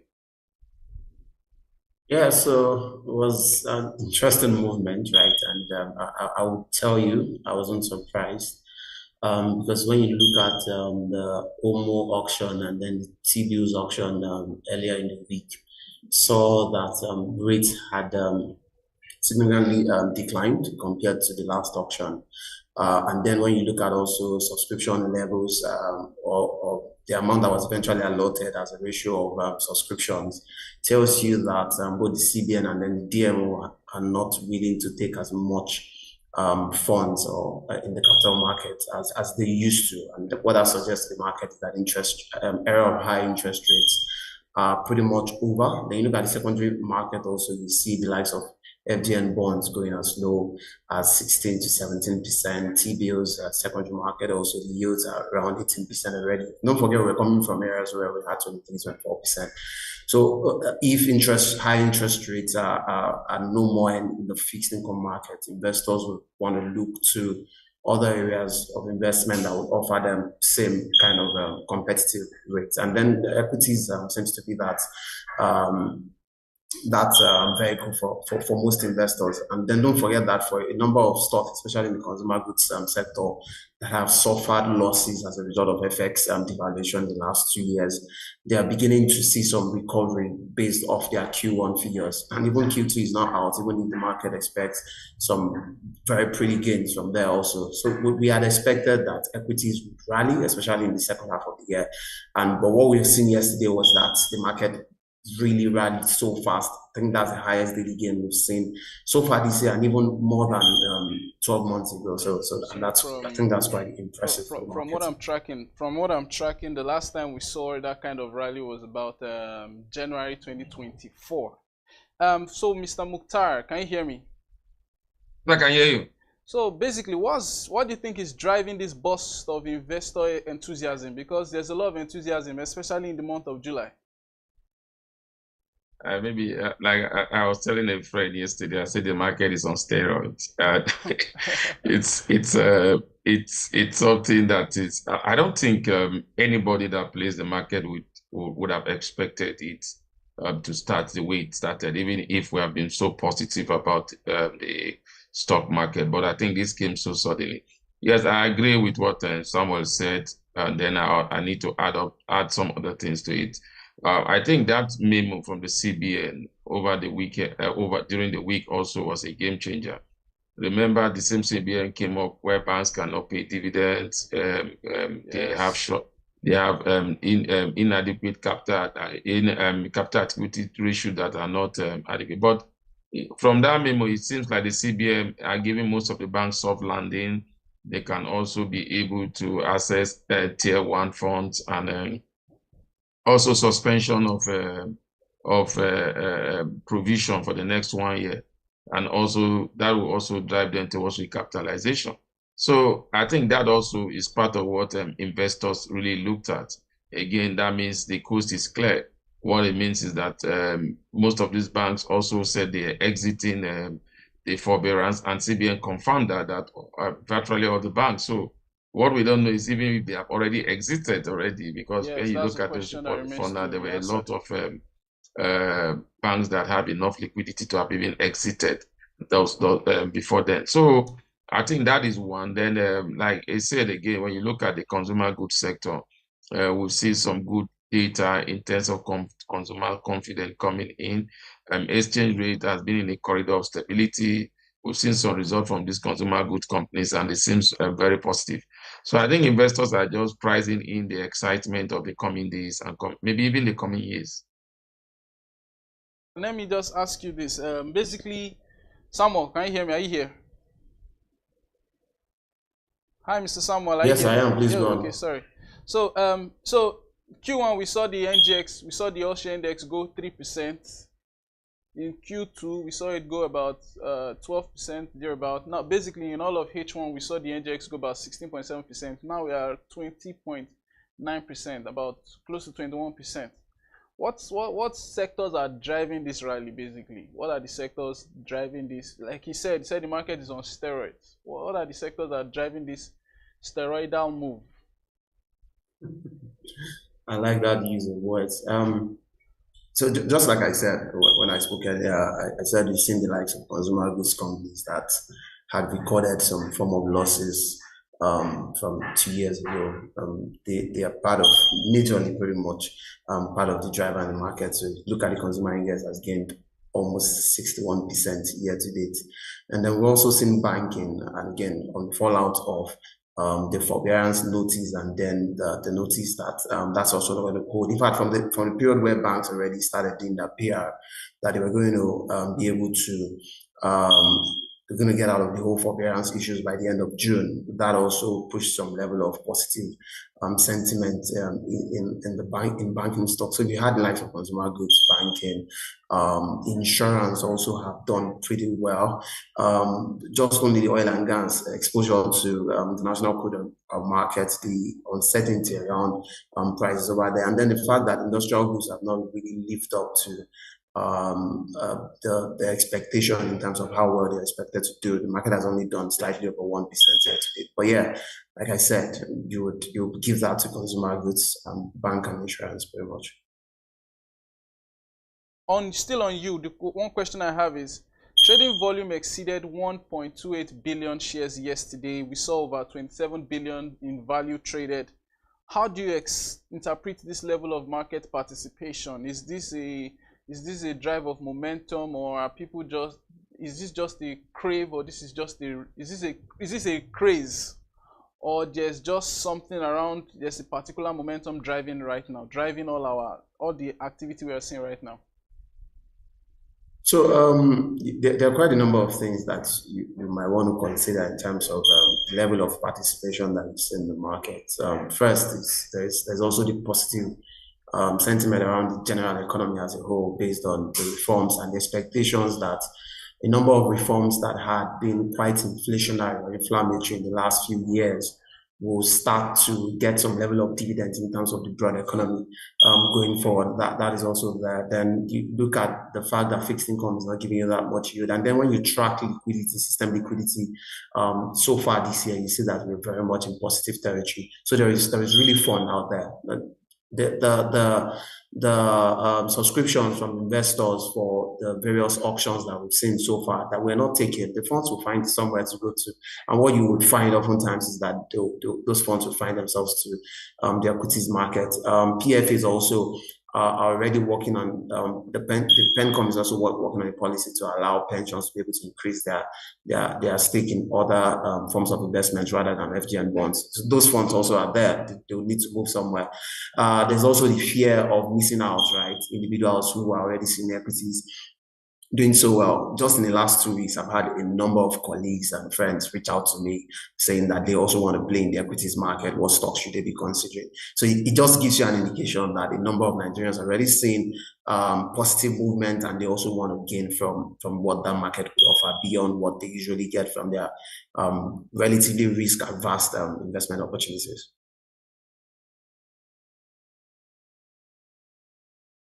And friends asking to partake in the market. I don't think there's anybody who is actively involved in the equity space who has not had somebody reach out to them in the past 2 weeks. It's been, at some point, I just get tired and I'm like, maybe I'll publish a book and teach you how to, and show you what to do. It's like that. So to you, Mukhtar, basically now we see that yesterday's value showed us that we saw about 70 gainers against 10 losers. There were 10 losers, 70 gainers. I don't think there's been any day where we had that number of stocks see that level of price movement. So that means there was active trading in about 80 stocks that led to really high price movement. Is this suggesting some systemic optimism in the Nigerian economy, or is it just a one-off thing?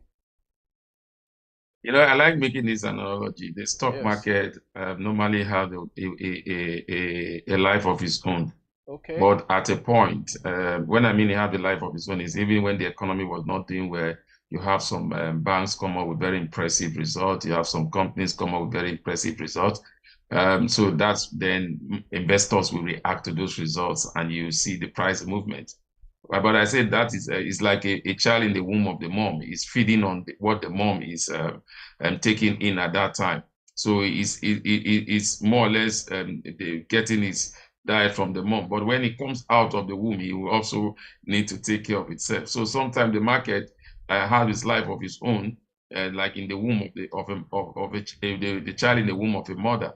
But when it comes out, also he has to have a life of his own, and that life is to take the microeconomic indices to drive his growth. Like somebody said, there seems to be a little bit of positivity in the microeconomic space. And so now, after growing with the life of your own, now the microeconomic space seems to be positive. So he has taken that space now. So he's moving the market to on another level. That's what I think is virtually happening.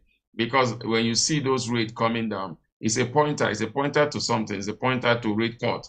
And maybe the CBN is might be looking at that at this moment. But there are normal challenges that will come. We don't expect the market to continue. Profit taking may come in at a point, but again, it depends on who are the people buying these stocks. Looking at the market now, some of the stocks are already in bid. Senate Bank have done 2.8 billion and almost on full bid at 69 naira 70 kobo. So it tells you that a lot of things are happening, and when you see those volume in terms of movement, then you now see those appreciation in terms of price. Like you say, virtually every stock's gain. But again, you have to also come to know what we call the snowball effect in the market. And sometimes because I can't get stock A, I then move to stock B, which I believe that very soon will also join those movements. So you are looking at stock A. Stock A is too expensive for me now. So where do I go to? I go to stock B that has not yet gathered that momentum, but I have the power to get that momentum later. So I think actually when you see such trading, you are beginning to see the snowball effect. Okay, thank you. So one question I have for you, Mr. Mukhtar, is about me and Samuel just talked about the fact that there's been a lot of momentum around. We've seen a lot of momentum from retail investors, basically friends and family. Everybody's coming and saying, I heard that Teller Lakes just gained 200%. If they put 1,000 naira in FTN Cocoa last year, it would have gotten to 5,000 naira. How has it been for you? How has that particular incident? I know that many people have come to you with, how can you help me move my 1 million to 2 million in the next 1 month? How has it been for you? Yes, maybe I don't answer like Samuel, neither do I answer like you. So I take them through a lecture first. Number one, I let them know that the stock market is a marathon, it's not a sprint. So if you are coming there, you think because Ela Lake has gained 200% in over a month, you also where you are going, you may even lose 200% in the next 1 month. So I let them to know, first of all, when you want to play the stock market, you should know you are coming for a marathon. So if you are coming for a sprint, I advise you that it is not the best time to come in because again, prices are already going up and up. That is one. Secondly, again, a good investor, I normally tell people, a good investor or a good investor advisor is no one that discovered the stock when everybody is now talking about it. It's the person that sees it when nobody is talking about it at that time. So for me, I like seeing the fundamentals before I take the movement, even when others are not seeing. So what is happening in the market now is not surprising to me because I've actually told people that this stock is stocks that you really need to look up to. But for now, it seems that they were crawling. So I'm not surprised that they are now moving because the fundamentals of those stocks were very, very strong at that time, but they were going into crisis. You know, I'm an analogy person. The stock market also is the life of a man. Sometimes you have the up, sometimes you have the down.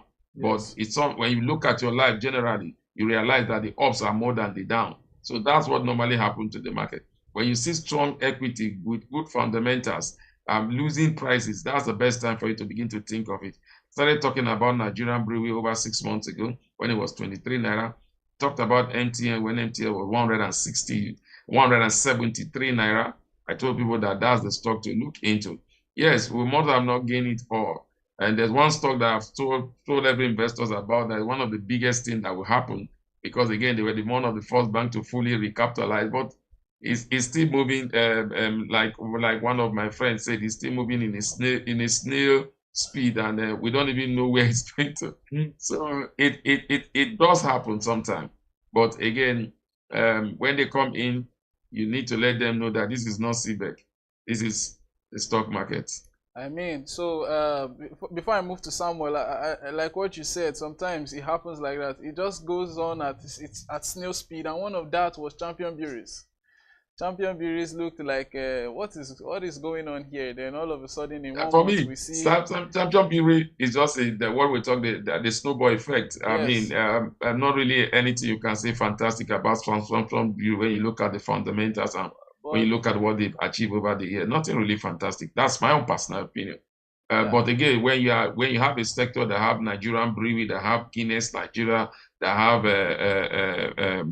what I think there's one other stocks there, and when you have these stocks You're there, trying to remember international breweries. international brewery, those four stocks, and you realize that Nigerian brewery is gone is not within your reach any longer. Guinness has even gone. You don't even know whether they will be listed by this time next year. So you now look at the next big thing that you are seeing, and that's Champion Brewery. So I think that's what is definitely happening in that sector. It's not largely driven because the result of Champion Brewery is good, because Champion Brewery have a good track record. I can't remember when last Champion Brewery paid dividend, because in Nigeria, dividend is king. When you see people buying a particular stock, they are buying that stock for the history of its dividend and sometimes because of the capital position. But you can't talk that about Champion Brewery. So I can say that Champion Brewery is just enjoying the snowball effect. And you know what happened to the snowball effect?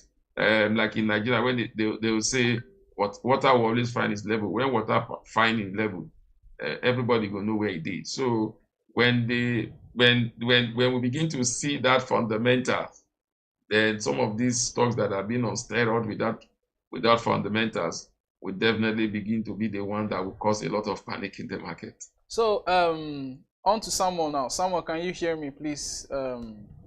I want to ask a question around the momentum of the market. Are we nearing overbought territory? We are now 20.9% year to date.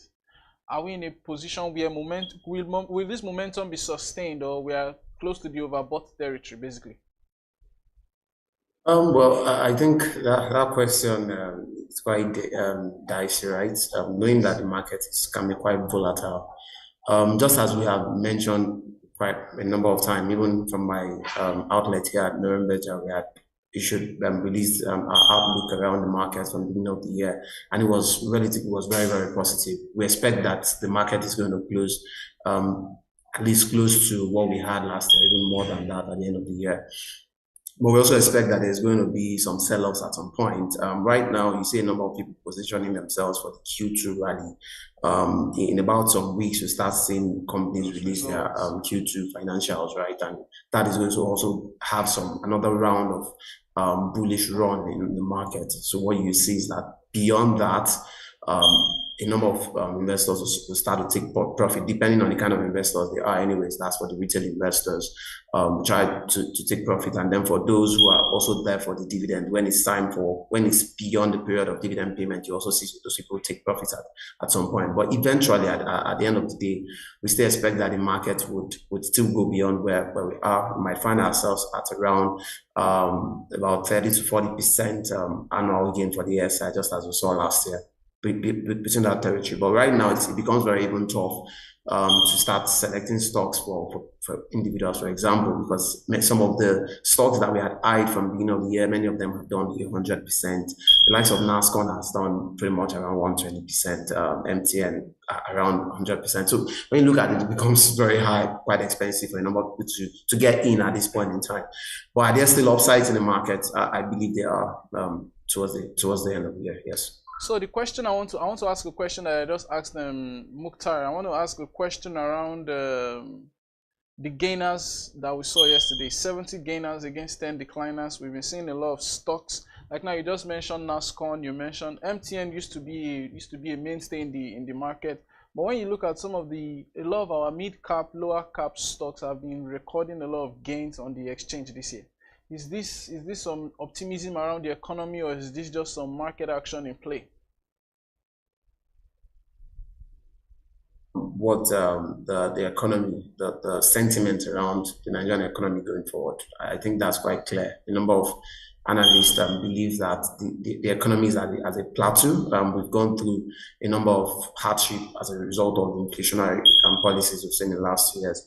The belief is that we begin to see that permeate and the economy will grow. But beyond that, just like Mukhtar has also said, that the snowball effect. So we have a number of stocks who are fundamentally sound. A number of those stocks have seen significant upsides in the first half of the year. A number of them have done 80, 90, 100%, just like you also alluded to the likes of NASCON, MTN. The chances are when these stocks are expensive for you, you look at the closest substitute to them, that you would also believe that would also do well. Or fortunately or unfortunately, sometimes there's really no fundamental driving them. So you remember the likes of Julie last year doing over 1,000%. But when you look at the numbers, there's really nothing that points you to why the stock is doing so well. So you tend to have that.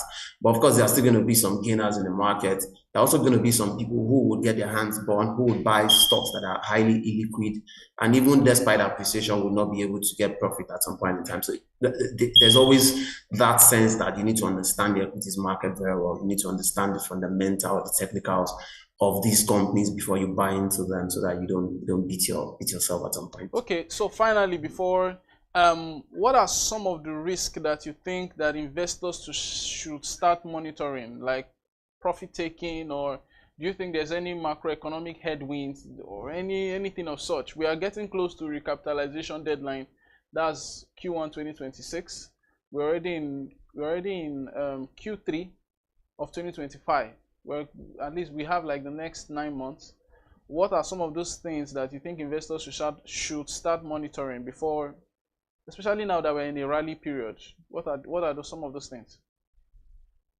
Okay, so for me, I think you need to ask yourself what kind of investor you are when you're in the equities market. There are those who are active traders who just want to come in and then maximize profit as much as possible. But a huge part of those who want to invest in the equities market are those who are strategic in nature, who wants to be able to have a holding in some very fundamentally sound companies over a long period of time. So again, you need to understand your play. If you're someone who is a long-term investor in the equities market, you probably don't have anything to worry about, because the chances are you're investing in fundamentally sound companies, and the chances are also that they would remain strong and resilient over a long period of time. For those who are looking for quick wins in the market, you just need to understand the market cycle. Just like you understand business cycle, you also need to understand market cycle. So every point in time, so for example, if you're investing in fixed income, you want to look at your yield and then your trend to know when to get in and when to get out. Of course, you need to also have that in mind when you do equities market, and then you weigh your portfolios of stocks so that you understand what is happening at every point in time. There's recapitalization generally in the financial sector, and that is naturally going to drive some level of upsides in the markets. But again, you also need to choose wisely to understand the stocks that the companies that would remain at the end of the recapitalization exercise, because oftentimes during recapitalization you find companies merging, or you buy some of another companies being bought out. And then understanding the business cycle, the economic cycle, what sectors do you expect to do well going forward in the second half of the year? Say agriculture is going to do well, food is a mainstay in Nigeria, so you see the likes of investors looking at the likes of Presco and Okumu. For those who see those as being too expensive, will look at the likes of LLAs, Lifestyles, and all that. So that sense of what is happening in the economy, being always aware of what is happening in the economy at every point in time, is quite important for anyone who wants to be an active trader in the market. But I think most retail people don't have time to be watching the market every now and then. So you might as well just have a play for the long term, say 6 to 1 year. Then you probably won't have so much to worry about. Okay. So Mr. Mukhtar, finally, your thoughts on this question. What are some of the things that you think investors should start monitoring right now? PC meeting. Let's see where it goes. Okay. We need to look out for that. Where that would definitely tell us this where we'll be in the second quarter of the year. I think I agree with Samuel, but again I said as far as I'm concerned, I don't think there will be any merger from these banks. It seems that recapitalization is a done deal. What I normally say is that if you look at some of the retail earnings from this bank, even though that the CBN said don't want them to do that, most of them would have even their retail earnings even more than what they are needing, telling them to recapitalize with. That is one. Then secondly, I also think because when one does it, be rest assured that the second one is coming. GT listing in the London Stock Exchange is a driver towards, you might see some of them listing, and that will be able to get their recapitalization drive on back. So that's one space we should watch in the financial sector. But I think it's better to position than to watch, because like I said, it will take a lot for any of them to miss that recapitalization deadline. MPC, and then we have to look at the stable exchange rate. Will that continue? If we have a stable exchange rate, we're able to maintain stability in the exchange rate, not a corridor of stability, true stability for the next 3 months. That would make foreign investors be excited about coming into the market, knowing that they are coming in at this price, they will exit at this price. And you know that some foreign investors are the ones that sustain the bullish runs of the market, because when you talk about retail investors, after some bullish run, they want to take profit. When you talk about foreign investors, they came in with a strategy. That's used to stay here maybe for 1 year or 2 years. So if that happens, then those are part of the things that you should really watch out for. All right, thank you so much, gentlemen, for joining us on the show this morning. Thank you. I have Mr. Mukhtar Mohammed, CEO, Finance with Mukhtar. Thank you so much for joining us.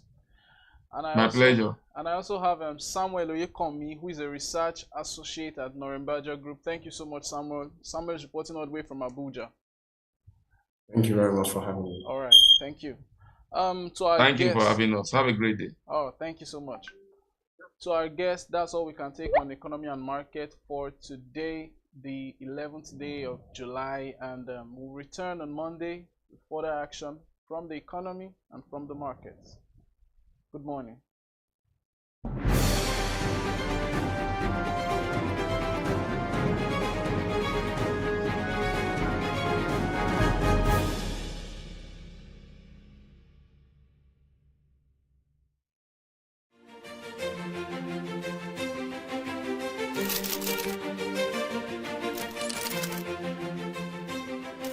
I am, of course, a great admirer of the impeccable credibility, professionalism, and business savviness of BusinessDay. If you really mean business in Nigeria, start your day with BusinessDay.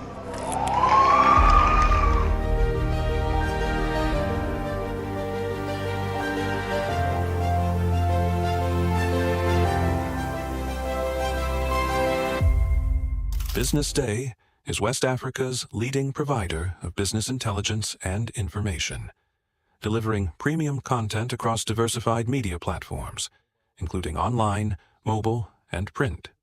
Since its inception in 2001 with a weekly newspaper production, BusinessDay has expanded its reach to provide exclusive content accessible through print, mobile, and online channels.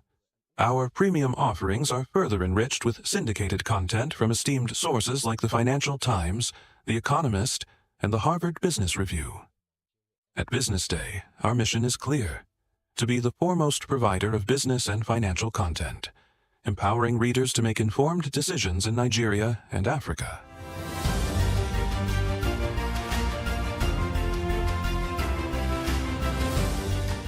Since our establishment, we have been committed to delivering insightful, relevant, and accurate information about Nigeria's business and finance environment, while contextualizing the impact of global events. We monitor the stock market, analyze the companies driving it, and report on government policies and their economic implications. For being consistent in organizing these CEO forums for almost the last 14 years, I think this was a commendation, and I think something that will encourage them to continue. From decoding market trends to dissecting economic shifts, we offer actionable investment ideas and serve as a compass for decision makers navigating complexity. Beyond headlines, BusinessDay fosters discussions on critical economic issues, through impactful conferences and events. These platforms bring industry leaders together to share narratives that drive innovation and spark meaningful dialogues. Our events galvanize connections, bridging the gap between inspiration and achievement. For businesses seeking visibility, our strong digital presence offers unparalleled opportunities, with millions of followers across social media and a dynamic website attracting visitors from within and outside Nigeria. Business Day is the ideal platform to boost visibility for your products and services.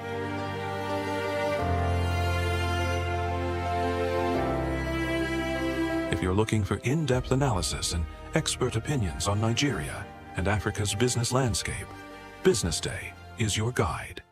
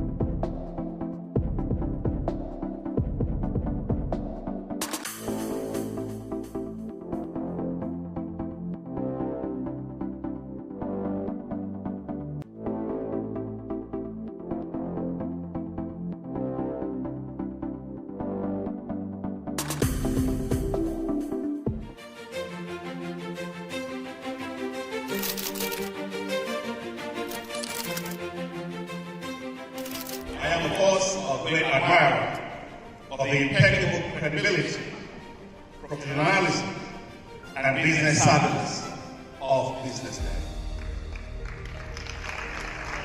If you really mean business in Nigeria, start your day with BusinessDay.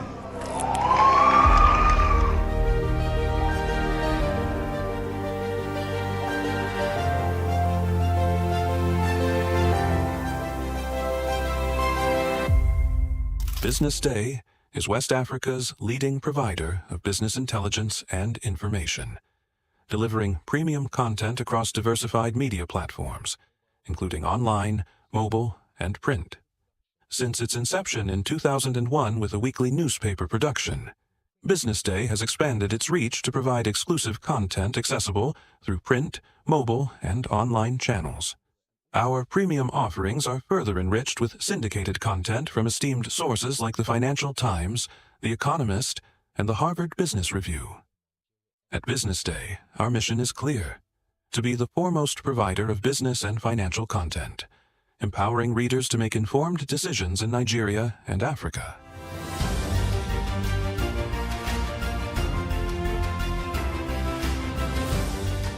Since our establishment, we have been committed to delivering insightful, relevant, and accurate information about Nigeria's business and finance environment, while contextualizing the impact of global events. We monitor the stock market, analyze the companies driving it, and report on government policies and their economic implications. For being consistent in organizing these CEO forums for almost the last 14 years, I think this was a commendation, and I think something that will encourage them to continue. From decoding market trends to dissecting economic shifts, we offer actionable investment ideas and serve as a compass for decision-makers navigating complexity. Beyond headlines, BusinessDay fosters discussions on critical economic issues through impactful conferences and events. These platforms bring industry leaders together to share narratives that drive innovation and spark meaningful dialogues. Our events galvanize connections, bridging the gap between inspiration and achievement. For businesses seeking visibility, our strong digital presence offers unparalleled opportunities, with millions of followers across social media and a dynamic website attracting visitors from within and outside Nigeria. BusinessDay is the ideal platform to boost visibility for your products and services.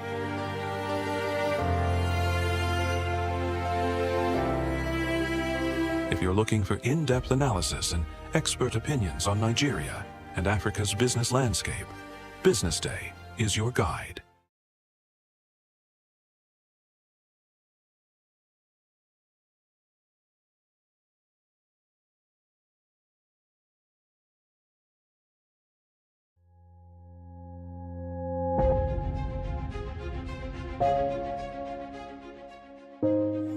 Good morning and welcome to the BDTV Breakfast Show. I am Bethel Ogujabi. My name is Elizabeth Musa. And this is the social listening segment on the BDTV Breakfast Show. We're talking about the Fly Nigeria Act. Can you give us a background into what this is about?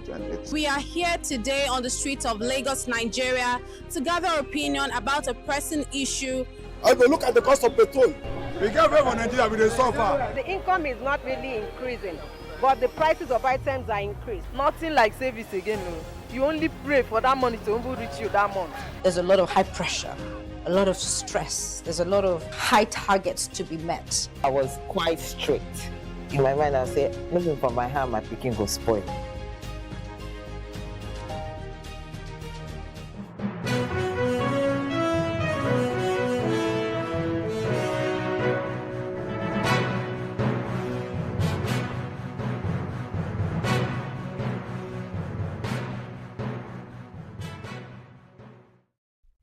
Welcome to the BDTV News at noon. I am Glory Odibu. Thank you for joining us this afternoon. Now let's see what's making headlines. BusinessDay held 13th edition of CEO Forum Nigeria. Politicians are using cryptocurrency to hide stolen money, EFCC chairman says. Federal government plans 1.7 trillion naira NTB issuance amid 1.9 trillion naira debt maturities. Trump threatens 35% tariffs on Canadian goods. Mushroom CEO hints at Anthony Joshua's 2025 return. To begin the news, the 13th edition of the Business Day CEO Forum Nigeria held in Lagos yesterday, July 10th, 2025, bringing together top policymakers, CEOs, economists, and innovators to assess the progress of Nigeria's bold economic reforms and explore the road ahead. Business Day publisher Frank Ahigbogun, kickstarting with a welcome address, issued a call to action urging the federal government to sell off idle or dead assets as a way to reduce the country's spiraling debt burden. He warned that with Nigeria's public debt projected to hit over 187 trillion naira by year-end, the sale of assets estimated to be worth more than 180 trillion naira could unlock capital for much-needed development and improve productivity. President of the Dangote Group, Aliko Dangote, represented by the Dangote Group Chief Strategy Officer Aliyu Suleiman, during a fireside chat at the event, revealed that the foreign exchange reforms introduced in 2023 have made local production cheaper than imports, especially the agriculture and food sector. According to Suleiman, these reforms have strengthened the company's cost structure and long-term competitiveness. Stakeholders, however, describe the reform effort as one of the most ambitious in decades, while calling for more coordination to curtail its harsh effects. Moving on, the head of Nigeria's anti-corruption agencies have revealed that corrupt politicians are using cryptocurrencies and other digital money to hide stolen wealth. According to Ola Olukoyede, who chairs the Economic and Financial Crimes Commission, revealed this in Abuja at an event marking Africa Anti-Corruption Day. In this world, illegal money flows remain a major threat to Africa's development, mainly because of money laundering and growing digital assets. The EFCC boss added that while cryptocurrencies and digital tokens are not criminal by themselves, fraudsters are using them to store and move stolen money without the notice of law enforcement agencies. To end the local news, the federal government is planning to raise a total of 1.7 trillion naira through the Nigerian Treasury Bill in the third quarter of 2025. According to a report released by the Central Bank of Nigeria, this development is amid maturing debt totaling 1.98 trillion naira. The report revealed that the program covers 91-day, 182-day, and 364-day tenure, with the highest concentration on maturities and offerings in the 364-day category. Analysis of the issuance calendar shows that a total of 1.19 trillion naira will be offered in 364-day bills, 230 billion naira in 182-day bills, and 340 billion naira in 91-day bills between July and September 2025. Over the same period, maturities, however, are projected to reach 1.3 trillion naira for 364-day bills, 242.7 billion naira for 182-day bills, and 400.1 billion naira for 91-day bills, totaling 1.98 trillion naira. Now, on the foreign scene, U.S. President Trump has revealed that he will impose a 35% tariff on Canadian goods starting on the 1st of August 2025. According to reports, this announcement came in form of a letter published on Trump's social media platforms, along with additional threat of blanket tariffs of 20% on most trade partners. On the side, Canada Prime Minister Mark Carney says his government would continue to protect the country's workers and businesses as they head towards the deadline. Reports, however, reveal that Trump has also sent more than 20 letters to other U.S. partners this week, insisting it will soon announce new tariffs on the European Union. Now to sports, Mushroom Boxing CEO Frank Smith has revealed that Anthony Joshua could make his long-awaited return to the ring before the end of 2025. According to reports, Anthony Joshua, who hasn't fought since suffering a knockout loss to Daniel Dubious in 2024 September, is currently recovering from an elbow surgery he underwent in May. Despite his absence from the ring, the 34-year-old remains a central figure in boxing headlines, with fans still hoping for a long-rumored clash with Tyson Fury. Fury, however, announced that he won't fight again until 2026, targeting a trilogy bout with Alexander Usyk. This is where we'll wrap it up this afternoon on the BDT News at noon. I am Glory Brown Odibo. Keep watching the BDTV.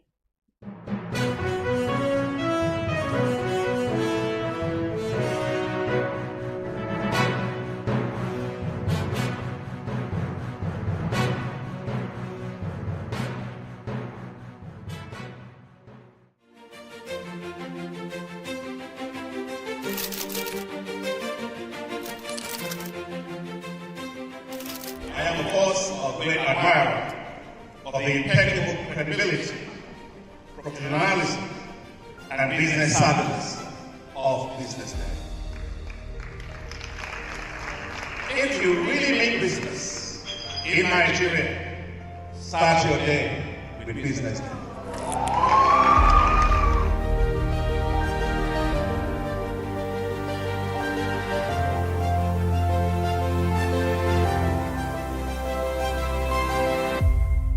BusinessDay is West Africa's leading provider of business intelligence and information, delivering premium content across diversified media platforms, including online, mobile, and print.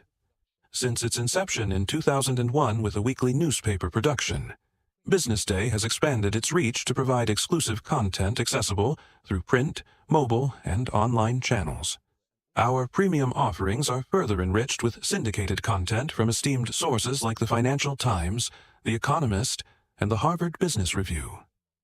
At BusinessDay, our mission is clear: to be the foremost provider of business and financial content, empowering readers to make informed decisions in Nigeria and Africa.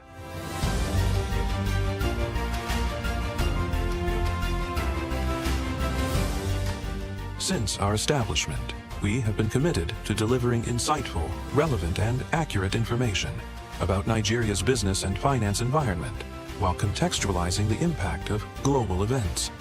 We monitor the stock market, analyze the companies driving it, and report on government policies and their economic implications. For being consistent in organizing these CEO forums for almost the last 14 years, I think this is a recommendation, and I think something that will encourage them to continue. From decoding market trends to dissecting economic shifts, we offer actionable investment ideas and serve as a compass for decision makers navigating complexity. Beyond headlines, BusinessDay fosters discussions on critical economic issues through impactful conferences and events. These platforms bring industry leaders together to share narratives that drive innovation and spark meaningful dialogues. Our events galvanize connections, bridging the gap between inspiration and achievement. For businesses seeking visibility, our strong digital presence offers unparalleled opportunities, with millions of followers across social media and a dynamic website attracting visitors from within and outside Nigeria. BusinessDay is the ideal platform to boost visibility for your products and services.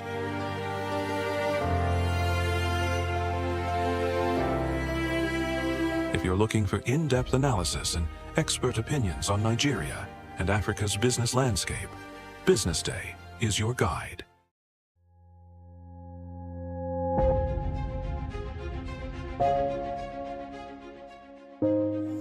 Good morning and welcome to the BDTV Breakfast Show. I am Bethel Ogunjobi. My name is Elizabeth Musa. And this is the social listening segment on the BDTV Breakfast Show. We're talking about the Fly Nigeria Act. Can you give us a background into what this is about? We are here today on the streets of Lagos, Nigeria, to gather opinion about a pressing issue. I go look at the cost of petrol. We get very for Nigeria with the suffer. The income is not really increasing, but the prices of items are increased. Nothing like service again, no. You only pray for that money to reach you that month. There's a lot of high pressure, a lot of stress. There's a lot of high targets to be met. I was quite strict. In my mind, I said, looking for my hand, my picking go spoil.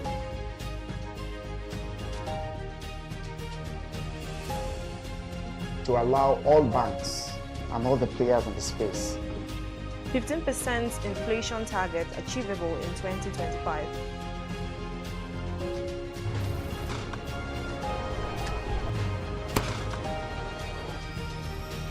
The command and vision philosophy of both the Chief of Defense Staff, the Chief of Army Staff, and indeed all the service chiefs.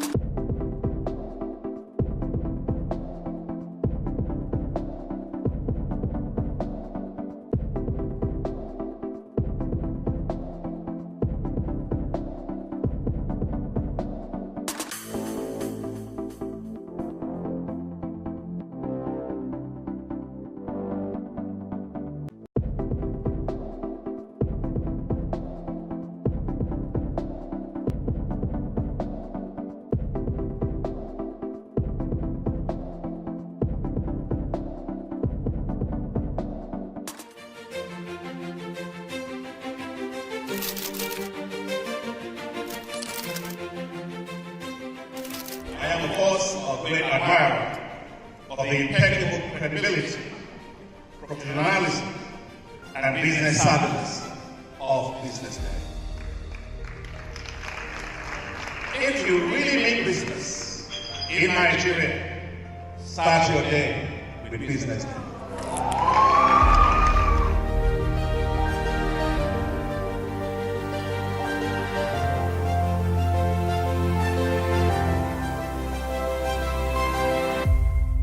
BusinessDay is West Africa's leading provider of business intelligence and information, delivering premium content across diversified media platforms, including online, mobile, and print.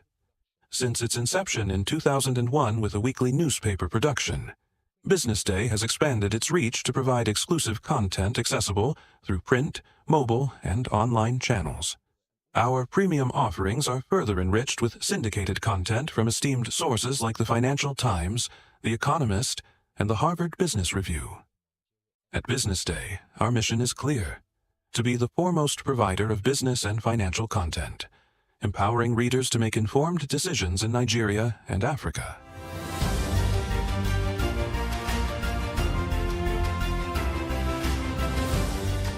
Since our establishment, we have been committed to delivering insightful, relevant, and accurate information about Nigeria's business and finance environment, while contextualizing the impact of global events. We monitor the stock market, analyze the companies driving it, and report on government policies and their economic implications. For being consistent in organizing these CEO forums for almost the last 14 years, I think this was a commendation, and I think something that will encourage them to continue. From decoding market trends to dissecting economic shifts, we offer actionable investment ideas and serve as a compass for decision makers navigating complexity. Beyond headlines, BusinessDay fosters discussions on critical economic issues through impactful conferences and events. These platforms bring industry leaders together to share narratives that drive innovation and spark meaningful dialogues. Our events galvanize connections, bridging the gap between inspiration and achievement. For businesses seeking visibility, our strong digital presence offers unparalleled opportunities, with millions of followers across social media and a dynamic website attracting visitors from within and outside Nigeria. BusinessDay is the ideal platform to boost visibility for your products and services.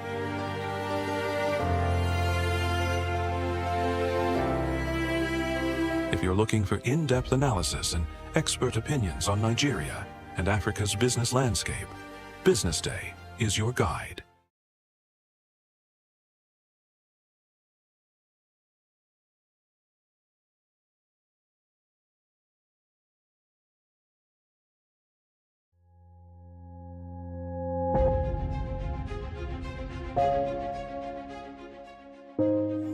Good morning and welcome to the BDTV Breakfast Show. I am Bethel Ogunjobi. My name is Elizabeth Musa. And this is the social listening segment on the BDTV Breakfast Show. We're talking about the Fly Nigeria Act. Can you give us a background into what this is about? We are here today on the streets of Lagos, Nigeria, to gather opinion about a pressing issue. I will look at the cost of petrol. We get everyone in Nigeria with a suffer. The income is not really increasing, but the prices of items are increased. Nothing like savings again, no. You only pray for that money to reach you that month.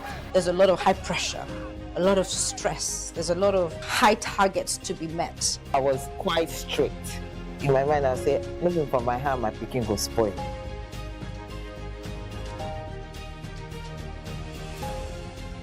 To allow all banks and all the players in the space 15% inflation target achievable in 2025.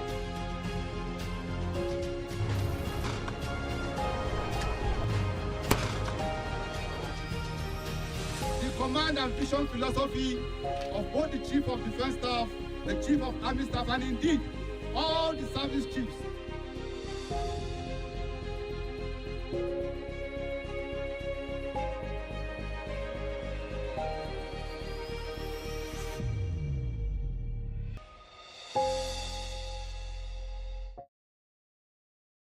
Attention business leaders. Want to make informed decisions? Join the ranks of the best with Premium BusinessDay. Access in-depth analysis and expert opinions to stay ahead. Subscribe now at premium.businessday.ng and unlock premium content. Plus, you get 50% off your first subscription. Don't miss out. Make smarter choices and seize new opportunities. Sign up now and elevate your business game. Visit premium.businessday.ng today.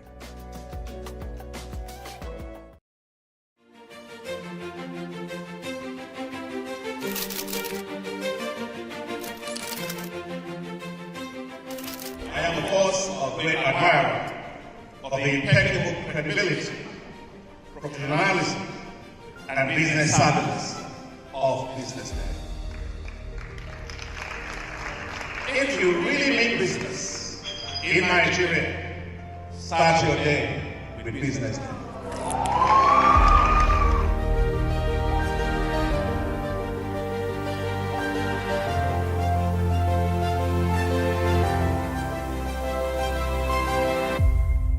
BusinessDay is West Africa's leading provider of business intelligence and information, delivering premium content across diversified media platforms, including online, mobile, and print.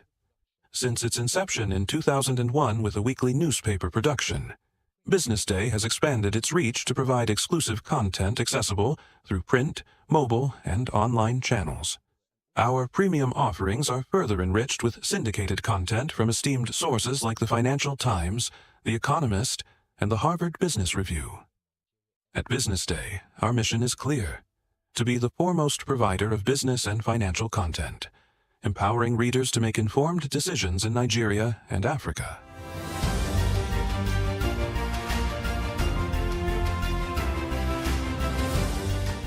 Since our establishment, we have been committed to delivering insightful, relevant, and accurate information about Nigeria's business and finance environment, while contextualizing the impact of global events. We monitor the stock market, analyze the companies driving it, and report on government policies and their economic implications. For being consistent in organizing these CEO forums for almost the last 14 years, I think this was a commendation, and I think something that will encourage them to continue. From decoding market trends to dissecting economic shifts, we offer actionable investment ideas and serve as a compass for decision-makers navigating complexity. Beyond headlines, BusinessDay fosters discussions on critical economic issues through impactful conferences and events. These platforms bring industry leaders together to share narratives that drive innovation and spark meaningful dialogues. Our events galvanize connections, bridging the gap between inspiration and achievement. For businesses seeking visibility, our strong digital presence offers unparalleled opportunities, with millions of followers across social media and a dynamic website attracting visitors from within and outside Nigeria. BusinessDay is the ideal platform to boost visibility for your products and services.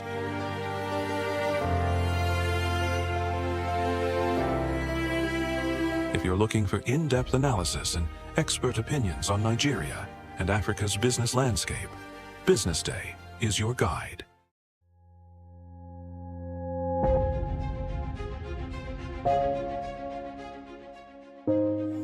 Good morning and welcome to the BDTV Breakfast Show. I am Bethel Ogunjobi. My name is Elizabeth Musa. And this is the social listening segment on the BDTV Breakfast Show. We're talking about the Fly Nigeria Act. Can you give us a background into what this is about? We are here today on the streets of Lagos, Nigeria, to gather opinion about a pressing issue. I will look at the cost of petrol. We get very Nigeria with the suffer. The income is not really increasing, but the prices of items are increased. Nothing like service again. No. You only pray for that money to reach you that month. There's a lot of high pressure, a lot of stress. There's a lot of high targets to be met. I was quite strict. In my mind, I said, looking for my hand, my picking go spoil.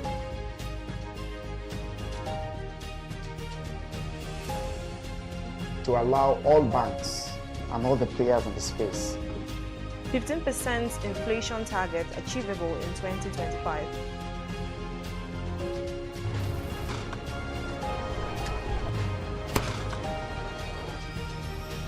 The command and vision philosophy of both the Chief of Defense Staff, the Chief of Army Staff, and indeed all the service chiefs